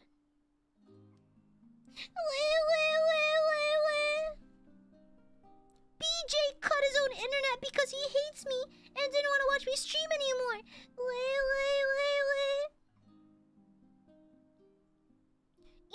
And Axe hates me a lot and told me to go away forever.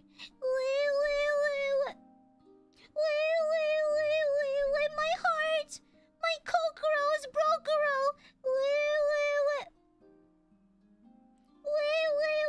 Oh my heart hurts so bad. I'm crying real tears. I'm crying. Weepin just called me a slur. Yeah, Weepin called me a slur. WOMP stands for, it's a slur against angels. I can't believe you've done this to me. I can't believe you done this to me. Your heart probably hurts from being exposed. You're staring at my chest. Corgi's blinding me.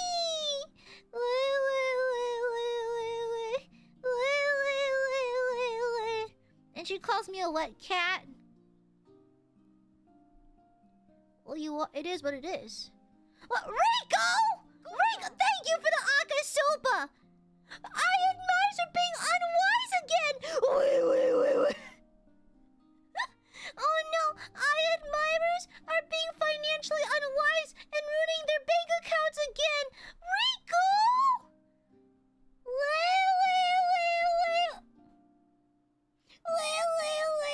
I can't believe it. Okay, I'm not gonna lie, guys. The crying voice really hurts my throat. I can't. I know I said I'd do anything for the bit. This is actively wrecking my I need to stop that. It actually hurts. It's so funny. I can throw a false chord any day. The crying voice destroys me.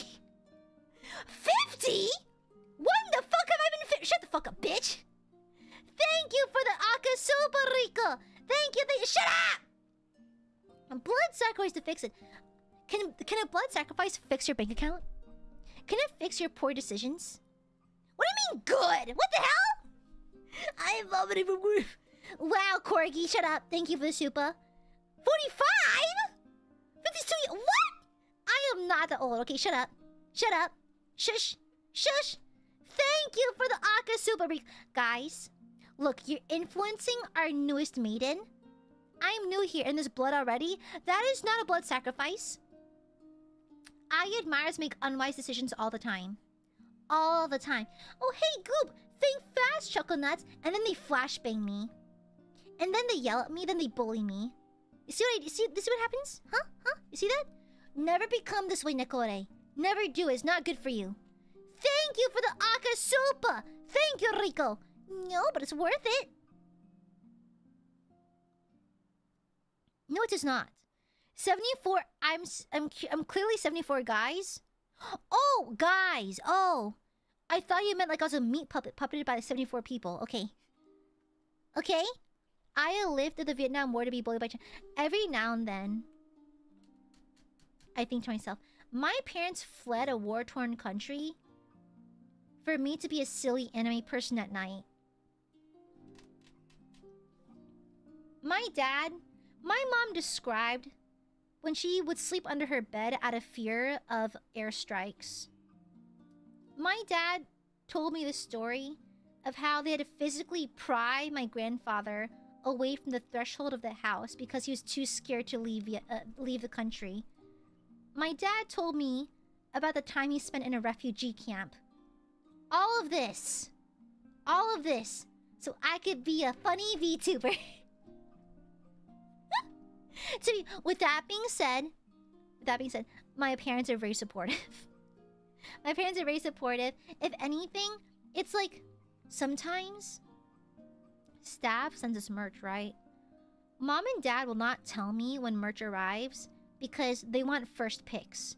They'll open the box without telling me, grab the merch they want, and then tell me my merch arrived. Like, Aya, your merch is here. I'm like, okay. It's notably already opened. And staff sends like a list of stuff they sent, and half of it is missing. Like, when my Nui arrived, my dad stole the Nui. Like, I'll have acrylic standees in my room. Dad will just come in and steal them. No, they're not scared. No, they're not scalpers. But thank you for the Aka Super Rico. Oh my god, it hurts my eyes. Thank you, Rico. Thank you, thank you, thank you. Now be a good Burby, not a bad Burby, okay, Rico? I don't want to scold you. Don't want to throw you into the river. Gonna put you in the gulag. I'm gonna burp. Excuse me. Yeah, my parents are very supportive with it. They were very confused at first. They were very like, you're what now? Huh? For what company? For what? Huh? But luckily, they're very supportive now. They're very fascinated by what I do. Yeah. Papa, I can't get any cool. He's super damn cool. Okay. I will never be as cool as my dad. Oh. By the way, so... when I was in Vietnam on vacation with my parents... So... I sent my mom to the spa. I send my mom to get her nails done at least once a month. I never ask mom and dad for anything. I buy groceries. I pay, I contribute to the utilities and to everything in this house. I do dishes. I do chores. My mom needs help, so I'm a caretaker as well. I work full time. And in general, I try to be as self-sufficient as possible, right? Because I mainly live with my parents still because my mom simply needs help, right? And my dad's also up there in years, so I'm kind of like their helper, essentially. And it's really cool because like we get along just fine, and I'm kind of lucky where my mom, dad, and I actually get along very well and can live under a roof without fighting. And so, anyways, all that to say, I am a daddy's girl. My mom and I are close too, of course, but I'm a daddy's girl. I am the youngest, and I'm the only daughter, and so... I, for the last maybe 4 years, have essentially, if I wanted to buy anything for myself, I don't ask my dad, I do it myself. If I want something, I don't ask him, I just get it for myself, you know? And so I ask my parents. I don't ask my parents for anything. And in fact, I spoil my parents. Like, for my dad's birthday, I took him out deep sea fishing. My dad loves fishing. I hate it, personally. I get a little bit not seasick, but sometimes boats can get me a little seasick. But I went out deep sea fishing with my dad. It's like I'll take mom on spa trips. I got them both annual passes to a spa, so like twice a month they'll just be gone for the full day, right? And so I lavish my parents. I spoil the hell out of them within reason, of course. But when we were in Vietnam, we're looking at like dresses, like some AiaAmareLIVE, like the traditional Vietnamese dress, and we're looking at designs.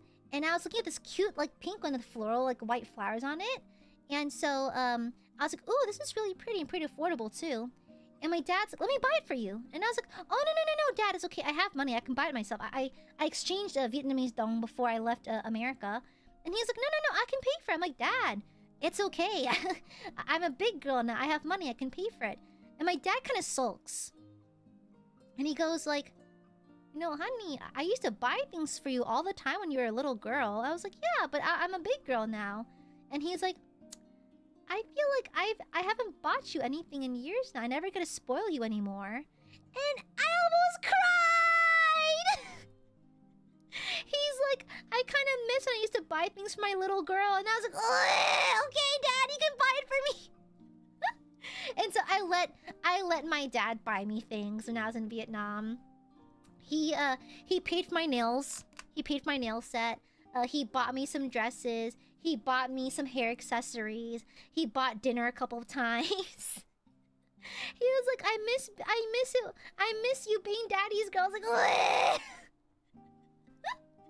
Dad will always be dad, absolutely. My dad has got moe like that. Yeah, you know?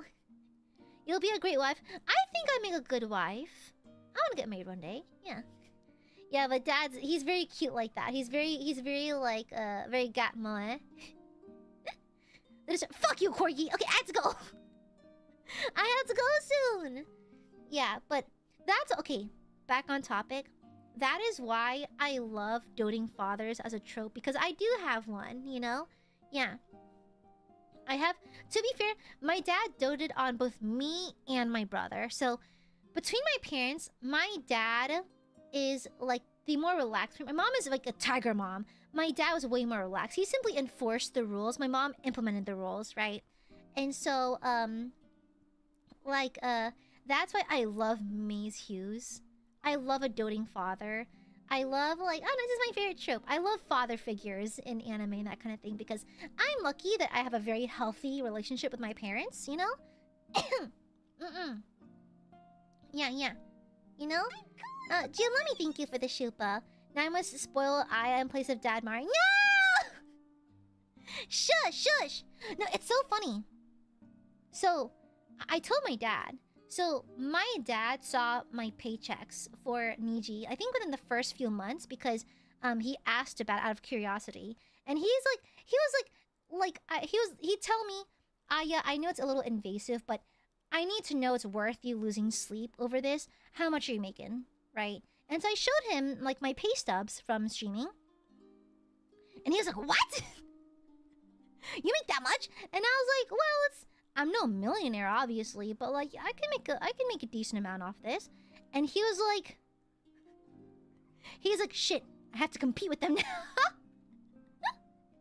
He's like, they're spoiling you. I need to spoil you more now. I'm like, Dad, it's not a competition.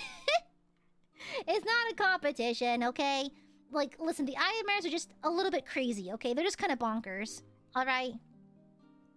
Alright? Don't worry, Papa Mario. We'll get it in the next tax bracket soon enough. No! No, absolutely not. Absolutely not. Girl, to be fair, I did change tax brackets because, like, I was paying off student debt when I joined. And so not only am I debt-free now, I can actually save for things. I have a 401k. It's like, I'm by no means a millionaire, but I'm perfectly comfortable, you know? Which is why I always tell y'all, you don't owe me anything, okay? Like, you've already done more than enough for me. Okay? Like, Aiadmirers, you've done way above and beyond way too much at this point, okay? So, like, you owe me nothing. Absolutely nothing. Yeah, being debt-free feels so good because debt eats at the back of your head forever. You don't stop thinking about it. Like, I felt guilty for everything. Like, even, like, my once a month, like coffee that I'd go out to buy, I felt bad. If I ran out of makeup and had to buy a new one, I felt a little bit bad about it. If I had to use my car and use gas, I felt bad about it. And now that I'm no longer in debt, I can actually enjoy things, you know? And so it's crazy. So even, like, clearing my debt, I already have the world. I owe Aiadmirers the world at this point. It is, Axe. Girl, they offer you loans. They offer you loans when your brain is not fully developed. College will offer you things. Your brain is not done developing yet. And so a lot of students will take on loans that'll be like a death sentence to pay off, you know? That's why the college system is a little broken. It's predatory, you know? Yeah. Mr. One Woman, thank you for the super! I hope you can keep taking care of your parents forever. That's the sweetest thing. Ah, nah. I mean, to be fair,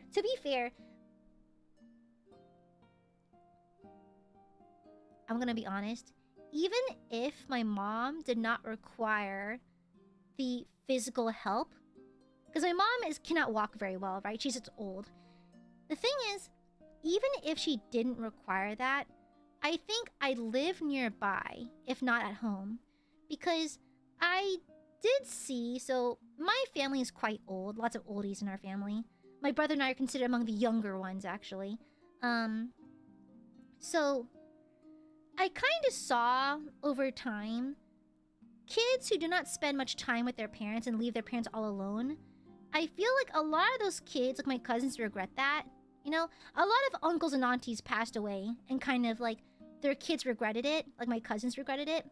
Additionally, I kind of read online that the stimulation of having conversation and interacting with people just that's not just your spouse is good for you. And so I think regardless, even if mom didn't need that much help, I think I'd stick around, at least close by, you know? Just because I want to keep an eye on my parents. And plus, God forbid something happen, okay? Like, my dad is still pretty able-bodied and pretty strong. My mom, not so much. But I don't know how long it's going to last for, because even on this trip, Dad would struggle on occasion. Like, his back would hurt or he can't go up the steps. And so, if something bad happens to either one of them and I'm not nearby, I'd feel terrible. And so my brother can't do it because he travels for doing his research. And so I have the blessing of having work that allows me to work from home twice a week. And so I think regardless, I would have stayed nearby anyways. Yeah. Because not just an obligation, but I just want to stick around, you know?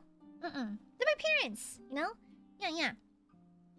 And so, yeah. And plus, like, we actually have a fantastic relationship, so, like... yeah.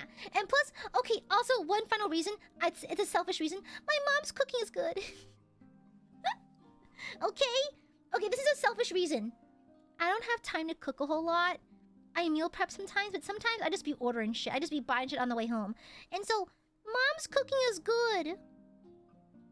So, sometimes I want mom's cooking, you know? To be fair, I rub it in my brother's face all the time. I'm like, huh?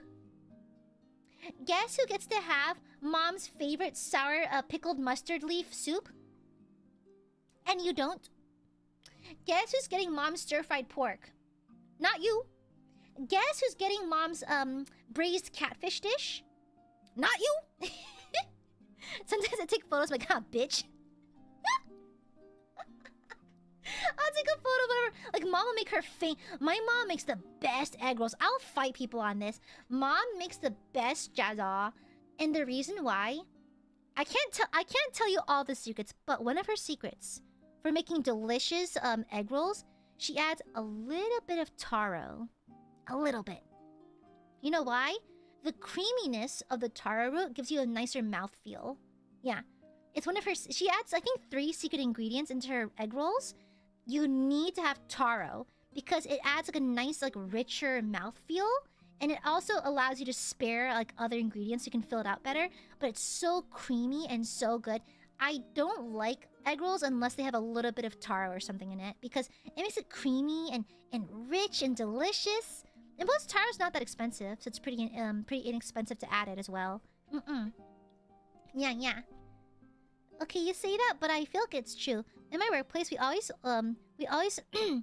have old folks walk to us just to strike a conversation. Meaningless, but at the end of the day, they just want someone to talk to, not everyone. Exactly. No, for real. It's good for your brain. It's honestly really good. And, like, my parents, I'm not exaggerating, are approaching their 80s. They are getting old. And so, like, I want to, like, keep their minds occupied frequently, right? So, like, I actually go downstairs and talk to my parents pretty frequently, at least a couple times a day. I'll just strike up random conversation or spill tea or talk shit or whatever, you know? I do have ube. I never had ube jam before. Yeah, mom is writing her recipes down. She's writing them in an Excel sheet. Because of course she is. My mom used to be a data analyst, so of course she uses Excel. Our entire family is just a family that uses Excel, okay? But yeah, no. For old folks, it's really good to keep their minds, like, occupied and keep them active and that kind of thing. So my parents are not ancient yet, but they are getting up there in years. So I remind them to work out a little bit, to take walks together. Luckily, mom and dad love walking Balthazar because we have a stroller for him, and we also have a harness. But we walk Balthazar together. I take them to go to the spa, and mom and dad talk to people at the spa, so they socialize. So yeah, So yeah. Oh yeah. No, I heard that. COVID is, especially people in like in like retirement homes. I heard it gets really bad. It got really bad during COVID because no visits. You know? Yeah. I personally will not put mom and dad into. I think it's up to the family, of course, but I'm perpetually paranoid of people mistreating my parents, you know?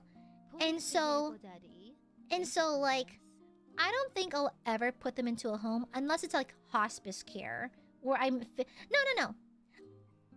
If they have to for treatment, like go to the hospital or whatever, I don't know. I'm actually not entirely sure what hospice care entails, but I don't want them to be separated from the family, right? If we have to, I'll gladly hire a nurse. Gladly, you know? Because first and foremost, my parents speak really good English. It's not their first language. It's not even their second language. It's their third and fourth language. First and foremost. Secondly, I've heard way too many horror stories. I know that not all people do that there are homes out there that are wonderful, but I can't guarantee that, and I don't want it to happen once and me find out about it, you know? Like, technically if it happens, we can pull them out, but I don't want it to happen at all, okay? Mom and Dad survived a war. They raised me and my brother with nothing, and so the least I can do is ensure that their end-of-life care is top-notch, okay? So I have no intentions of putting them anywhere but here, so yeah. Let me thank you for the shupa. I consider my greatest achievement to have along my 3 siblings. Bought a house for my dad when he retired. Giving back to your parents is one of the best things about being a grown-up. Exactly! The best thing about grown-up income, aside from buying Warhammer minis, aside from buying shit for yourself, aside from glancing at my Lolita wardrobe, aside from the Lolita wardrobe, aside from the Warhammer, aside from my many Hatsune Miku figures, aside from my streaming stuff, has been taking care of my parents. Like, also just spoiling them. Like, I don't go out of the way to buy them caviar or, like, $1,000 dinners or anything like that. But we go to, like, a diner, I buy them food. I buy them, like, I got a good deal on a Groupon for a year-long spa pass, so I got them that. I have a personal friend who does nails, and so I send my mom over, I get a discount for that. You know, I send her once a month, you know?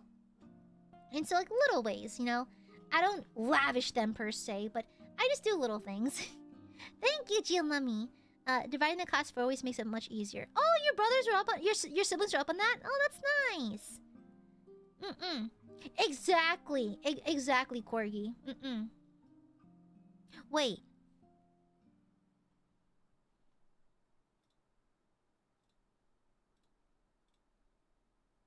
Fuck you, bitch. Anyways.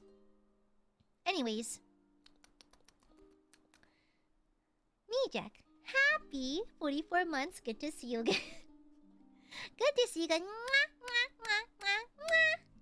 Good to see you again. Must have been the one. Anyways, Gooby is gonna go now.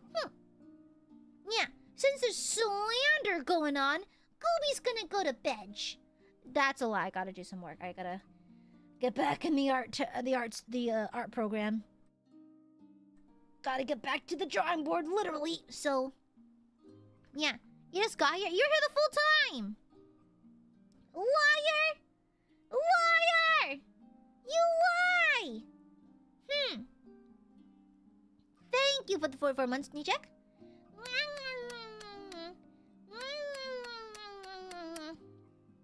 I just got here. It's your fault for being late, and I'm sorry. I do have a backlog of work to do, though. I'm sorry, Burbies. I'm sorry, Burbies. I'm sorry. I just have work to do. I'm sorry. But you get smoochies. No crying, no crying. Look, smoochies. No cry. Oh, chat. Oh, chat. What's this, chat? Oh, chat. Oh, what's this? What's this? Silence, Gio, mommy. I have stuff to do outside the stream. Shush. Okay, see you later, Nijak. Guys, what's this? Oh. What's this? Oh, are these keys? Ooh. Keys. Ooh. Ooh! Look over there! Look over there! Ooh!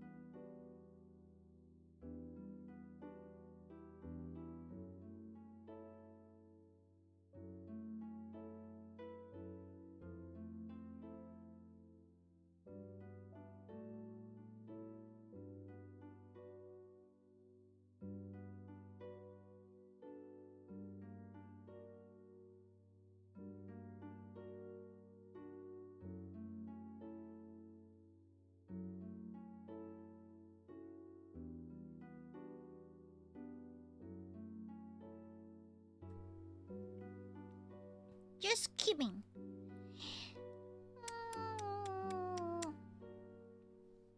Night, babies.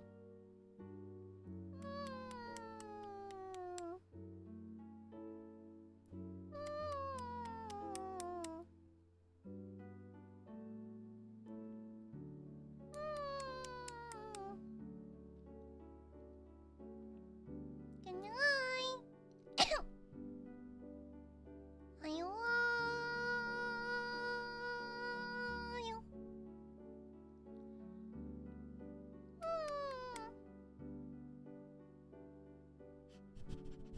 Ugh.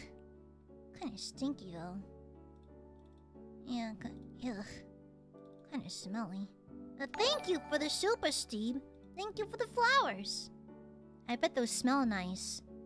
But not as nice as the K Luxury Fragrances X Nijisanji Ian collab perfume. Now available for pre-sale until May 30th. Buy it now before it's too late. There's also an collection you can possibly purchase if you so prefer. Have a nice day. Thank you. Ad over.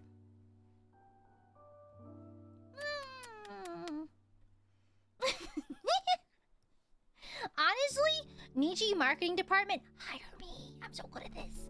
Yeah, I was me. I want to be an infomercial guy, like the slap chop guy. You're gonna love my nuts. You know, like yeah, I like yeah. I'm really good at that. Good night, burpees. Good night. Wait. Line up for smooth. It's been a while. You have to line up first. Okay, Aiadmirers. Line up in an orderly fashion to receive your forehead smoochies before we leave. Line up proper, Burbies. Get in line. Okay, Hunter, Madra, Jasinar, Sadaka, Jesse, Hoshimi, Hirotrix, Steve, Nadia, Flores, Madra, Jimami, Riri, Josh, Ashley, wait, hold on, you're cheating. Teresa, Notorious, Court, Nicolay, Nadia, Kaya,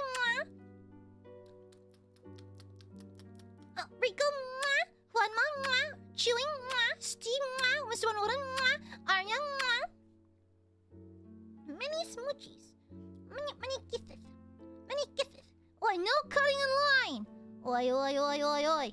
No disguises. No getting back in. Once you have your smoochies, get out of the way for other smoochies. Except for Rico. Fuck you. Just kidding. Mwah! Oh, Veritas, you too. Mwah! Good night, burpees. Good night. Mwah! Bing!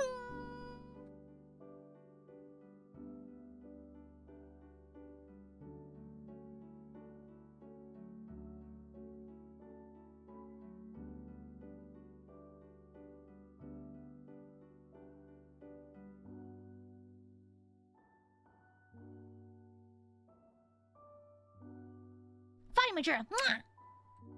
And yeah, we should rate someone. Let me see who's streaming right now. Quite a few people. Okay, looks like Squirrel, Yu, yeah, Squirrel, Yu, Ryoma, Gibby, Doppio, Wiwa, and BB. So let's split between the boys and the girls. Let me real fast. Where's my D20? Where's... Okay, there he is. Okay, even for girls, odd for boys. That's a 3. We're gonna rate one of the boys. Let's see. So, Wilson, Ryoma, Gold Bullet, Doppio. There's 4 of them. I do have a D4 over here. Let me use the dice that Aurelia gave me. I have a D4 in here somewhere. There it is. It's sharp as fuck. Ow. Okay. Alright. So 1 for Wilson, 2 for Ryoma, 3 for Gold Bullet, 4 for Doppio. Okay. That is a 4. We're gonna be rating Doppio. When was the last time I rated Doppio? I feel like it's been ages.